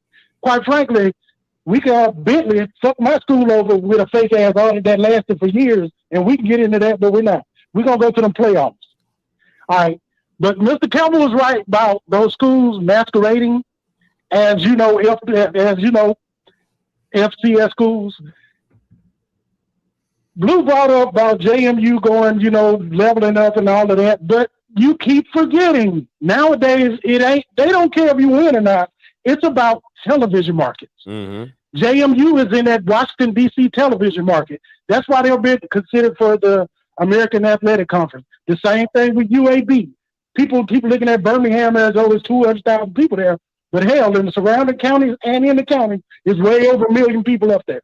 All right? So they're in the top 50 television market. A lot of that plays into it. Now, a lot of these schools that we keep bragging on about, JMU and the Kennesaw State, these schools are 20, 30, 40,000 students strong. And that does matter because part of these tuitions, that goes towards the athletic budgets. And that money plays a big role. And when you look at the playoffs, people don't ever say, it's the same damn teams in it every year, and it's usually the largest schools and the biggest pockets. Those same schools are in it every year. The SWAC is not the only conference not playing in it. You got 2 other conferences that doesn't participate. All right? But you also have schools that participate that don't want to participate. But, Scotty, we talked about this, I want to say last week or the week before last. You still haven't shown me how the SWAC would get all of this exposure. What exposure? Because they get more TV time than the other schools in the conferences, and you pulled it up and even looked at that, and you still haven't shown how going in those playoffs will benefit the SWAC. And one more thing, and I know you're going to get ready to say something. Another thing, everybody wants the SWAC to conform to the playoffs, but the playoffs never conform to the SWAC, i.e., they start the playoffs intentionally where certain SWAC schools can't even participate. If you look at the late 90s all the way up into the 2000s, you usually had the same teams that are in the running for the SWAC championship. Southern, Grambling, Alabama State, and usually Jackson State. 3 of those schools can't even participate in the playoffs because they have games traditionally on that Saturday when the playoffs start. Bayou Classic, they're not going to change their date. It's not going to happen. So get it out your head. Turkey Day Classic, that's not changing. Get it out your head. So those schools are automatically disqualified from even going. Now, when you're talking about, we're just looking at it from a football standpoint. Football has to pay for all these other damn sports too. All right? They got to pay for the volleyball team and the tennis team and all them to go everywhere. There's a reason why a lot of these SWAC schools, even in basketball, they don't even get a home out-of-conference game. All right, because they have to travel on the road to go get paid $60,000 to $100,000, get their head beat in just to get that money to help pay for the other sports as well. But the thing is, Scotty, show how the playoffs would benefit the SWAC. All right, because a lot of those schools you're talking about, when we play them in the regular season, they don't even bring any fans. Okay, let me ask you. Look at McNeese. I don't want to hear about. Stop that fan crap. I don't want to hear nothing about that fan crap. My thing is this. What do you want the SWAC to look like? That's my question back to you, Dan. Are you okay where the SWAC is? Yes or no? I just want to ask that question. Are you okay with what? Hold on. Before Dion, I'll say that. Before Dion came to the SWAC, were you okay where the SWAC was? Yes or no? Hell, it is not even in a different position if you ask me, because one, they were already having a television contract before Dion came. The only thing now, Dion didn't. Wait a minute. Dion, he did. I'll say I'll give him credit for the spring exposure, but at the end of the day, once this CBS contract run out with the SEC, hell, no other conference game is going to be on the SEC, on the ESPN, but the SEC. So now, all you're going to see, you still haven't shown me or said how that gets exposure for these teams. You're not answering my question. And like I said, when Southern came to me, that school's not even 2 hours away. You got off the exit. They don't bring anybody. You got off the exit. You got off the exit, Dan. Hold up. All right, get back on the turn ramp. I asked you a question. All right. Are you okay with where the SWAC was before Dion? Yes or no? I mean, it could be better, but it's not like it's a yes or no question. Were you happy before Dion? Yes or no? Am I speaking Japanese? Yeah, I was happy before Dion. Hell, Dion didn't benefit my school. Okay, so my point is this. He's giving Jackson State all that exposure, but hell, my school gonna still be in the same financial situation. And it's not bad, but what school are you in? What school you repping, Dan? I don't even want to. It's Alabama State, man, but is what is Grant? Oh, you said the G. It's Alabama State, man. Oh, okay. Alabama State. Oh, Alabama State. Oh, yeah. Okay, Ezra, great. Listen, my thing is this, right? This is what I'm asking, because I've said numerous of times, and we've gone back and forth with this, Dan. I said, if you don't want the playoffs, fine. Okay, cool, whatever. Listen, wait a minute. Why just let you go for like 15 minutes? All right, so my thing is this. If that's not what you want to do, okay, cool. The problem is you don't even want to play contenders. You don't even want to make the SWAC conference. You're not building the brand of the SWAC. That's my issue. That's my issue with every SWAC school. You're not building the brand of the SWAC. The ASUN is building its brand. Why? Jacksonville State beats up on Florida State. Jacksonville State goes out and beats South Dakota State or Sam Houston. Whatever they are building their brand. So now what do people want to go see? They want to go see the ASUN. They want to watch these teams. They want to go watch these games. You're not building your brand. It has to be one or the other. All people are talking about is the Celebration Bowl, the Celebration Bowl. I know Bama's in Atlanta who live here that have never heard of it. So I'm telling you what you're doing. I don't want to hear about Mr. Cam will be up here talking about, million followers, million views and all that. It's easy to have something when everybody knows in the family that you have it. That's my point. You can make the SWAC bigger if you built the brand of the SWAC outside of the SWAC. But go ahead, Blue. If you got something to say, go ahead. No, you're good. I'm listening to y'all. All right. First of all, like with that whole people in Atlanta thing, don't even go there. You know, majority of the motherfuckers ain't even from there from the get-go. Two, you're talking about when you talk about Jacksonville State beating Florida State. Hell, I can go get a park ball team to beat Florida State. You can't. Nobody in the SWAC can beat Florida State. I don't want to hear shit about that. Nobody in the SWAC can beat Florida State. Jackson can't even beat ULM. Southern can't even beat McNeese. But you over here talking about Jackson beat Florida State. UAB. Jacksonville State couldn't beat UAB. Man, bye, boy. Bye, boy. Man. Bye, boy. But like I said, you still haven't shown.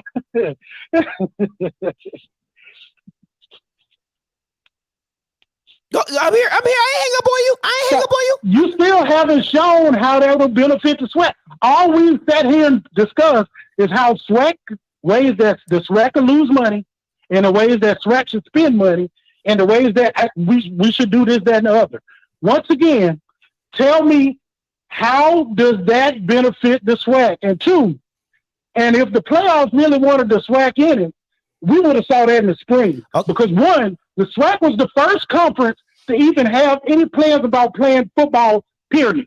And then what happened? All the other conferences, they started coming in. When the playoffs came in, they still scheduled the playoffs so the SWAC schools couldn't even be in it. Like I said, a lot of this stuff is a way to keep them out as well. You keep thinking that, hey, they just want the SWAC in. Hell no, they don't want those slots taken up by the SWAC because they want other schools to get in as well.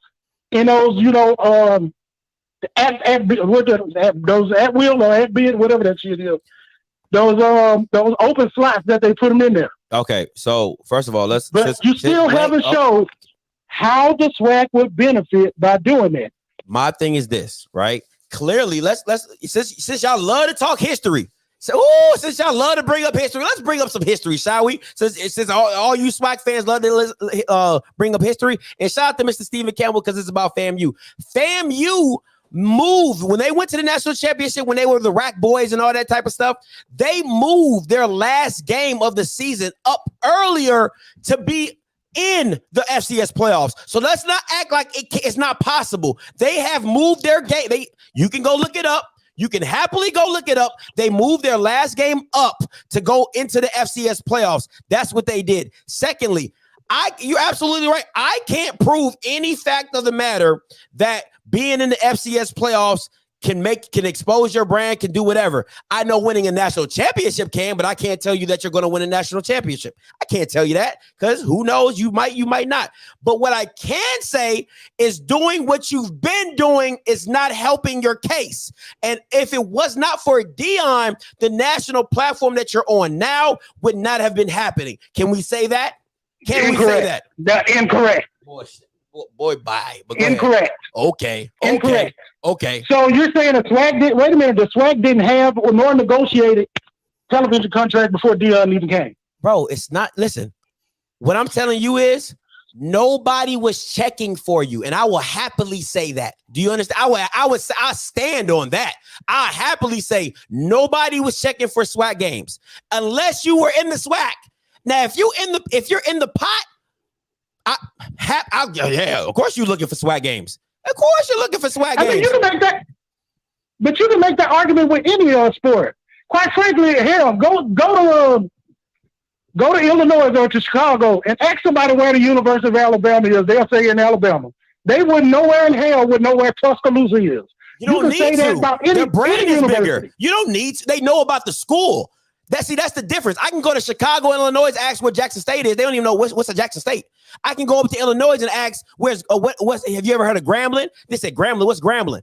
The brand is bigger. That's all I'm telling you. The brand is bigger. And you can go there and ask them where the hell Jacksonville State is, and they'll say the same thing. You're probably absolutely you can say, right. where the hell is JMU? They'll say, what the fuck is a JMU? But that was probably before they beat Florida State. A lot of people are going to be like, oh, Jacksonville State, is that the team that beat Florida State? That's what you get when you beat these teams, because now you get on national publicity and you're like, oh, shoot, okay. I didn't even know about this. It's the same thing what Deion did to Jackson State for me and probably for Blue and a lot of new people that came into this facility. What they did was you just opened the eyes of, oh, shoot, I didn't even know this was here. You know what I'm saying? Like, I didn't even know they had a thing going down there. All I'm saying is if you keep expanding the brand of the SWAC, that's what you continue to do. You just open eyes. That's all you want. You just open eyes. And all I'm asking is, could you explain to everybody? I just told you. I just told you that. I just told you I couldn't dance, so you repeating some shit that don't matter. I gave you that argument. Well, okay, hang on. So you look like you want to say something. Go on, say something, man. You want to say something, go on, say. No, okay, so there's 2 points, man.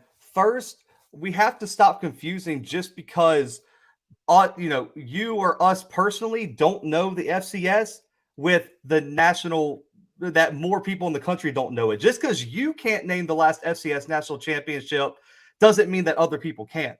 Just because you can't tell me where Tuscaloosa is, that's on you.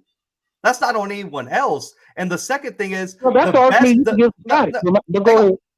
But the other thing is, let me ask you, other than the spring, when's the last time a SWAC conference game got flexed to ESPN2? On a real college football weekend with Power 5 games, when did the SWAC get flexed to ESPN2 in prime time? Yes, but you could make that argument about the other FCS schools. Answer the question, though. When did they get Answer the question, though. Like, see, that's the thing. You're deflecting, my guy. Like, you asked me Dan, you asked me a direct question. How can the playoffs benefit? I said, you know what, Dan, you got me on that. I can't give you that. That's called answering a question. Don't deflect, my guy. Wait a minute, go ahead. Look, it didn't happen because that wasn't in the first television contract. And quite frankly, go look at some of the SWAC commissioners' interviews when FAMU first came into the conference. The whole hold up on getting that television contract was ESPN. ESPN want the SWAC to put a lot of their large games on Thursday night, and he said that's the hold up. If you go look at the interviews, and it says that. Come on, bro. He says you're not answering the question. You're Dan. not going You're not answering the question, Dan. Answer the question. He asked you when in the last time has a SWAC game been flexed to ESPN2?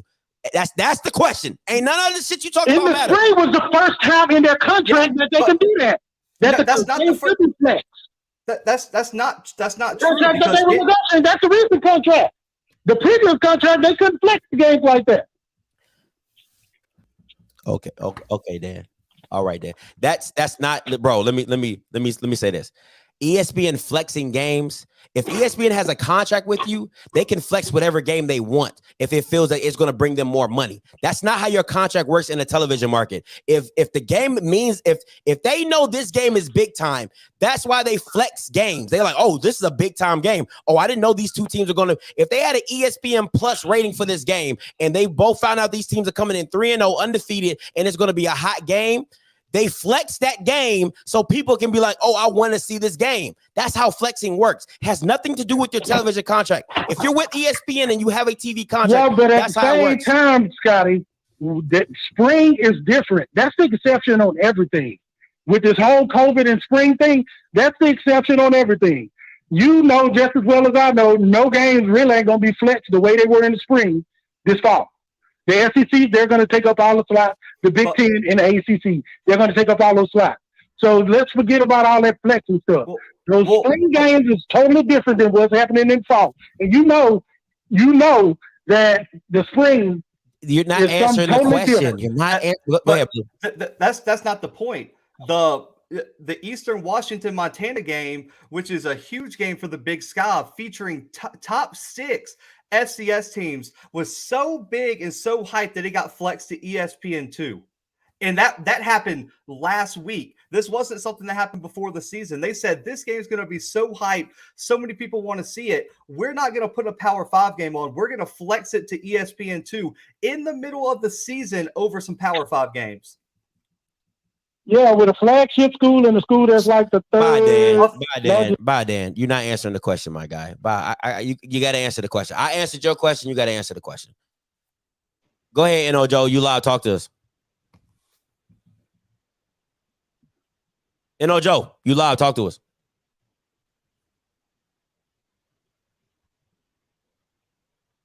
N.O. Joe, you live. Last call. N.O. Joe, you live. Talk to us. Hello? Yeah, what's up, N.O. Joe? Talk to us. What's going on? I was on taking care of business. All right, for the Black National Championship. Now, I'm from New Orleans. I've been in Atlanta since 2001. And I never heard of, I didn't know they had a, whatever they call it, the Black National Championship. I didn't know. I knew more about the Chick-fil-A Bowl than I knew about that. Now, if they want to do a playoffs, because how can you have a playoff between 2 conferences? If they want to do a playoff, I'm pretty sure they got HBCUs all over. They should invite every HBCU from the winner of each conference to get into the playoffs, and they all play each other. And they can't say, well, it's a Division I shit, because Division I HBCUs been giving them a goddamn run for their goddamn money, so it can't be because of that. You know what I'm saying? So that's all I got to say. Hey, appreciate it. Appreciate it. You know, let me see.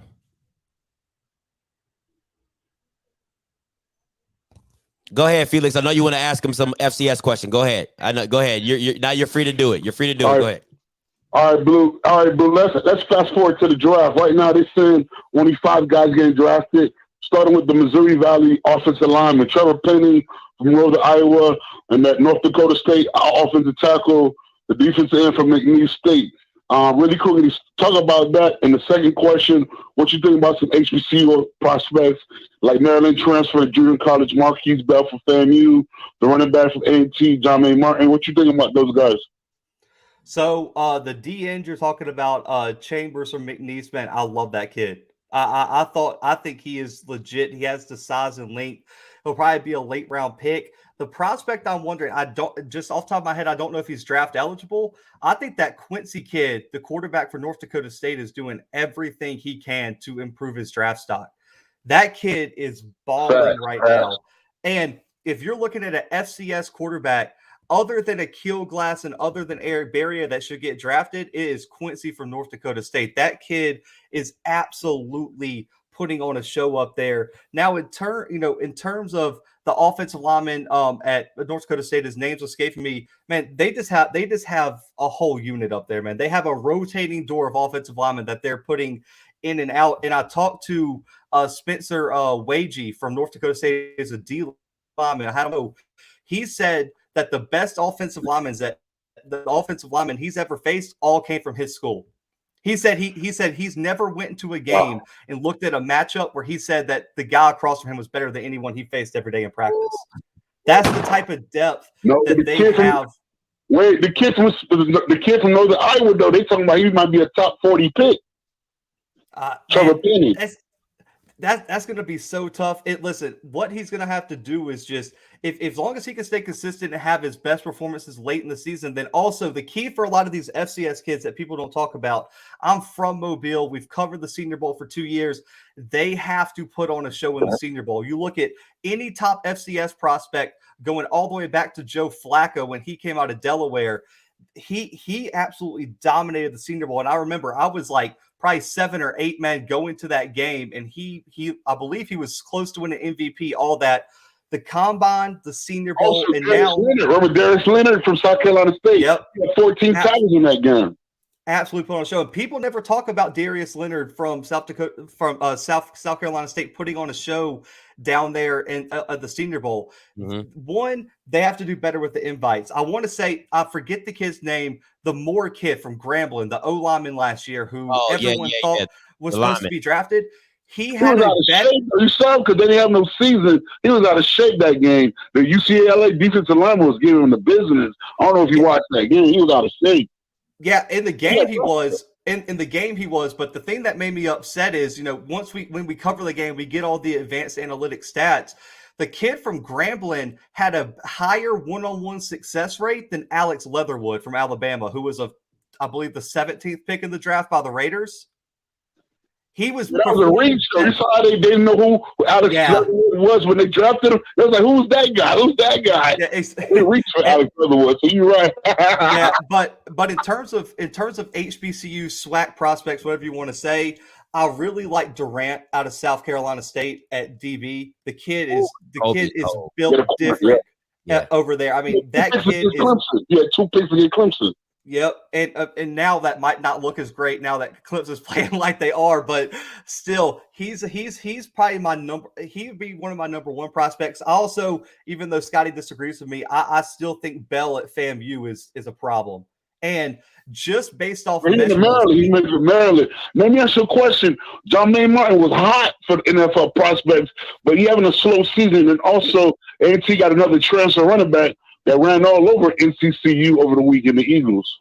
Yeah, I believe he said if he doesn't run for 2,000 yards, he's got to cut off his dreads. Yeah, it's got to be cut. You might as well just cut him now. There is no way he's ever hitting 2,000 yards. You might as well just. Boy. I mean, listen. I gotta go, man. Appreciate the call, later, man. All right, let me see what we got here. Hey, caller, you live? Talk to me. You're on the live with a Roundtable. Hey, man, this is Daryl in South Carolina. How are you? I'm a South Carolina State Bulldog. What's up, Daryl? Talk to us. Hey, look, bro, let me tell you something, man. You're beating your head into a brick wall when it comes to these SWAC folks. They will never answer a very simple question. Okay, you can go to MIACFansZone.com. There's a guy called Stat Boy from Louisiana. You can go on and on with these folks. It's a very simple question. You asking the question in a roundabout way, bro. Why will you refuse to go to the playoffs? Why will you not schedule these teams on a regular basis? The FCS team you were talking about, because you can't beat them. You're 0 for 28 in the FCS D1AA/FCS playoffs. That's why you quit. Okay? And that's why they bullshitted the MEAC into joining them in the Celebration Bowl crap. We had the old Heritage Bowl, where the MEAC would get 3 teams at times in the FCS playoffs, and then the 4th place team would go to the Heritage Bowl and beat the goddamn SWAC team. They couldn't take it. Dennis Thomas admitted, our AD, who was the coach when I was at South Carolina State, he was the head coach, ruined the goddamn program. That's a different thing. He admitted that he tried for 10 years to get us to drop our automatic qualifier to send our champion to the Celebration Bowl, and they finally got what they want. Congratulations to the SWAC, but that's the real deal. Next SWAC caller that you get on the phone, ask them about the 0 for 28 and why they refuse to go back to the playoffs. That's the real deal, bro. Hey, appreciate the call, my guy. Thank you for the nugget. Yes, sir. Thank you for the nugget. Yes, sir. I'm gonna start asking y'all Bamas. I'm gonna start shooting. What about the 0 for 28? Huh? You want to talk about that? You want to talk about that 0 for 28? Nah, you don't want that smoke. Hey, caller, you live. Talk to me. Hey, enjoy the show. Okay, right quick, just like the young man said. Yeah, so we played in FAMU. We played in the playoffs. Yeah.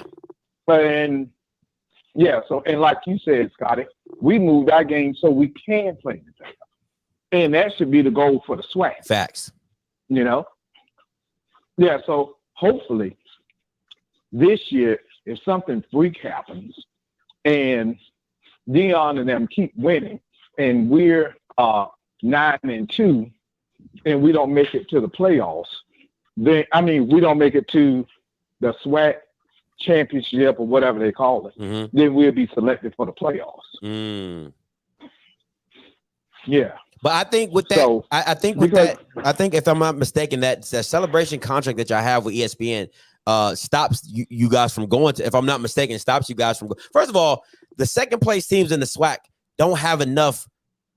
What is it, Blue? Enough out of conference wins to be even considered? Like their resume isn't high. Yeah. I mean, they don't have any like quality wins. I mean, so the top 24 teams get into the playoffs, and I think the top 4 get a first round bye. I mean, the highest ranked team right now, I texted you, CFL and HBU Spotlight today. The highest ranked team is A&M at 27 right now. You see what I'm saying? So your top team is 9 times out of 10 going to the Celebration Bowl because that's locked in for that. And your strength of schedule is not good because they don't schedule any out of conference games or even play any FCS contenders. So even if you did have a chance, let's say Alcorn comes in second in the West, but they had played Sam Houston State, or they played UCA or something like that and beat them. Even UAPB, if UAPB would have beat UCA not too long ago, that would have been okay, cool, eye opener. So you have to do more of that so that those second place teams can be able to jump into the playoffs because they'll be ranked as well.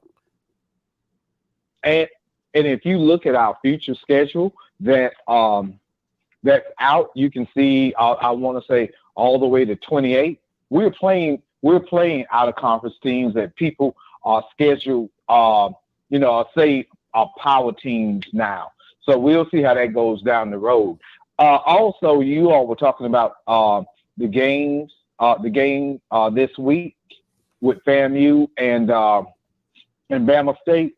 I think one of the things that's held back, if you look at the teams that were supposed to be kind of power teams, I'm putting up my quotes now. Power teams. Power teams. This year, I think the teams that didn't play in the spring, I think it's hurting them. Them getting back FAMU, BCU, A&T. I think they're trying. Prairie View. I think they're trying to get back into the swing of it. And hopefully over the week, over our bye week, FAMU has gotten to the point where we can come out and cure some of those ills that we had and get some of our people back and get on the right track where we should be. And y'all need to write down this name, David Mandigo, because you say we don't have nothing but one wide receiver, Scotty. You write down that name because I keep sending you every time you say something that's wrong.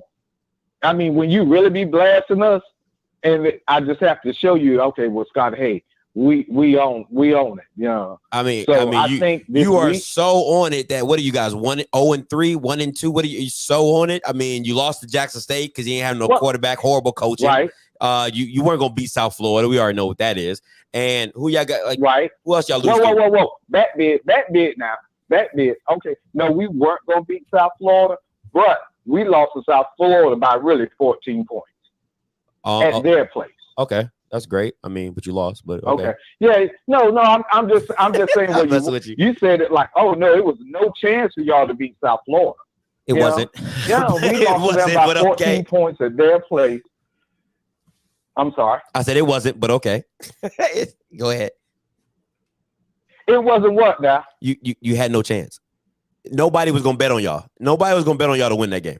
Oh, okay. You don't have to bet on us. I'm just saying, if I would have asked you the score before the game, it wouldn't have been 14 points. I got you. No, that's real. You're right.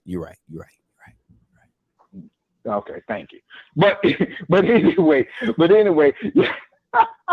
But anyway, y'all keep misplacing us. We will end up being 9-2 by the end of the year. And look, if you look at the SWAC, if you look at the SWAC, ain't nobody taking over the SWAC. It's not a dominant team in the SWAC, not one. Oh my God! Listen. Hey, listen. You want to make a bet? You want to make a bet on that? You want to make a bet on that? You want $100? We already got a bet, Scotty. What's the bet? We already got a bet. What's the bet? That fam, you will go 9-2. Oh yeah. Oh yes. I already knew that was foolishness. So you got to win the rest of your games. I just saying that's what we gonna do when you start busting out laughing. Yo, this has to be the easiest money I've ever made in my life. I swear to God. There's somebody else saying Jackson State went under. Somebody said Jackson State was gonna go undefeated. He paid me my $200. And you how much? You bet $100, right? Right. Yeah. That's okay. It. Yeah. That's so it. I just made $300 off the easiest. I ain't running from it. I ain't running from it, Scotty. I ain't running from it. Right now we are 1. We are 1 and 2. By the end of the year, 9-2. Okay. Appreciate the call. There ain't nobody dominant in the SWAC. And y'all ain't either. All right. Appreciate the call, man. Peace. Oh my God, this is some funny stuff. I'm gonna take a couple more calls and then we're gonna get up out of here. All right, caller, you live. Talk to me. Hey, Scott, how you doing? What's up? You on the round table talk with me and Blue. Talk to us. All right, I'm gonna take my background now. Hello, Scott. How you doing? This is Country Boy Richie. What's up, Country Boy Richie? No, it's all right. Good to see you on that Bluetooth. Listen, I agree with you, Scott. Listen here. I think that all these conferences should have their own champion, right? You follow me right now? I'm listening. And if the SWAC all the conference win their champion, they should have a tournament of champion, and that should sell everything. You know what I'm saying? You know, this 25 thing, yeah, it's a good publicity stunt. I mean, it's pretty good, but if you have a tournament of champion, no one can say nothing. They can't say my conference is the best this year. If the SWAG go out and win, and they win it. The MEAC, the Big South, or wherever conference they got out there, if they have all these conferences and they all get the champion, you win your conference championship, you get in.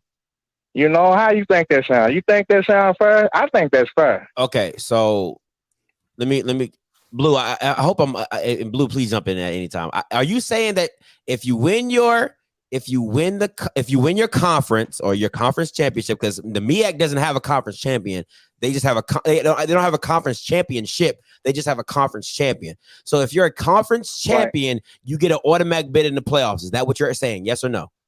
Right. Okay. Because the way I think it, wait.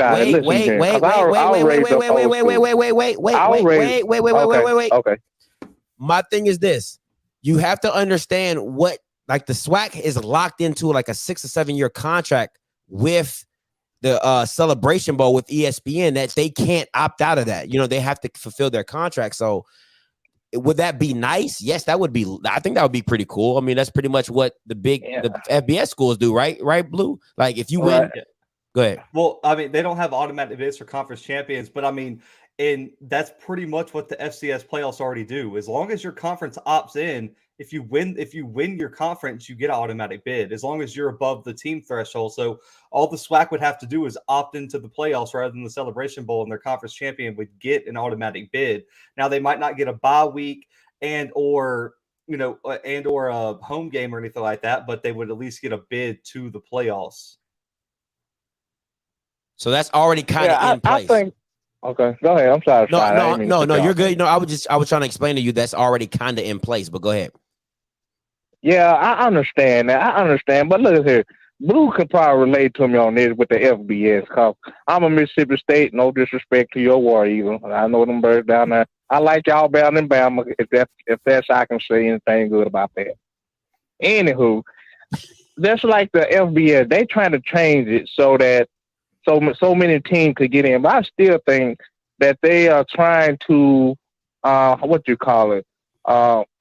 trying to get a young man a different prospect of what reality is. Because if you win, let's say a conference champion like the SEC, they win their championship and they go in the playoffs. Big Ten win theirs and all that. but they trying to get the top like Georgia. I'll say your War Eagles go on the winning streak, which I highly doubt. They go on the winning streak and they get in. I mean, how is that fair to the team that worked hard and won a conference champion? What are we teaching the young men? They teaching the young men, oh, all we have to do is win enough games to get in. I mean, if the coach, if the SWAC ADs and the president get on the side and say, listen, we want to try to do this. We want to try. I'm pretty sure Disney or ESPN can work something out where they can all get all these conference champions and have them play in the game. You know what I'm saying? That's what something I would like to see, a championship game, not any of these, oh, I won 10 games, but the damn you lost one game, you know? You lost a game that mattered. The team came up maybe 9-2, and they beat your tail and you sent you home. You guys suck on your pacifier and sit at the house while the team that's you should have won, should have beat, is playing in the playoffs instead of you. Hey, appreciate That's what I feel, you know. Appreciate the call, my guy. I Thank feel you so that way. much. Thank you so much. Yes, sir. Hey. Oh, Lord. All right, I'm taking 2 callers because the Cowboys game's on, and I'm about to get up out of here. 2 callers. All right, Wilson, I'm going to take you since you hit me up in the chat. What's up, man? Talk to me live on the Blue Bloods. Hey, man, this is Booker T from Jackson. Look, just real quick. I'm born in Jackson, raised in Jackson, right down the street from Jackson State. I just seen over I don't know how many years of Jackson State football, up and down. But it's been the same story for the last couple of years. One, you know, like everybody said, strength of schedule. We got to schedule teams outside of the SWAC, outside of the MEAC, and we got to go out and we got to beat them. It's just that simple. You know, I don't know where everybody come with this, you know, the Black College Championship and all of that. I understand, you know, a point in time when that might have been what we had to do. But the point is, you know, the way, you know, at least when in my neighborhood, when I was raised, Jack State I'm around is, you go out, you go nose to nose, you take your licks and you win your stuff and you bring that pride back to the, you know, back to the family. Yeah. You know, what will it do for the SWAC conference for, you know, kids, period, to say that they can go and win a national championship and still stay at home or go to a SWAC school? You know what I'm saying? That's big time. I ain't saying nothing new, but I don't understand this. We need to stay and go and play for a second place championship. They basically just tell your kids you can't compete. What happened to, you know, raising student athletes and turning these boys into men, going from the inside out? Why don't you just tell them they can't compete from the start? I don't understand that, man. You want to take that one, Blue, or what? You would.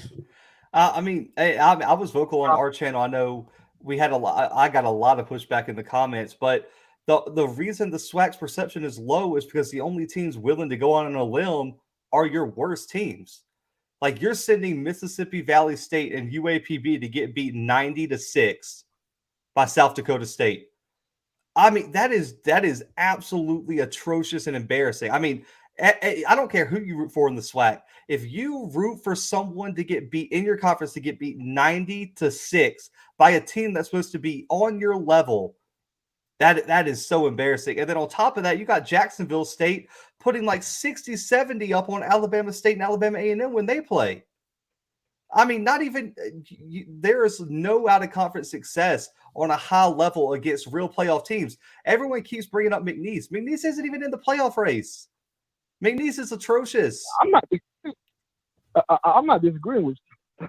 Oh no, I want for you. That was for like the chat. That was for like the ether. You know, but I'm saying, like, you know, I'm with you. But my thing is, if we going right now, you know, there was a time when the SWAC always had at least 4 teams, right? You always had Alcorn, Jack State, Grambling, and Southern, right?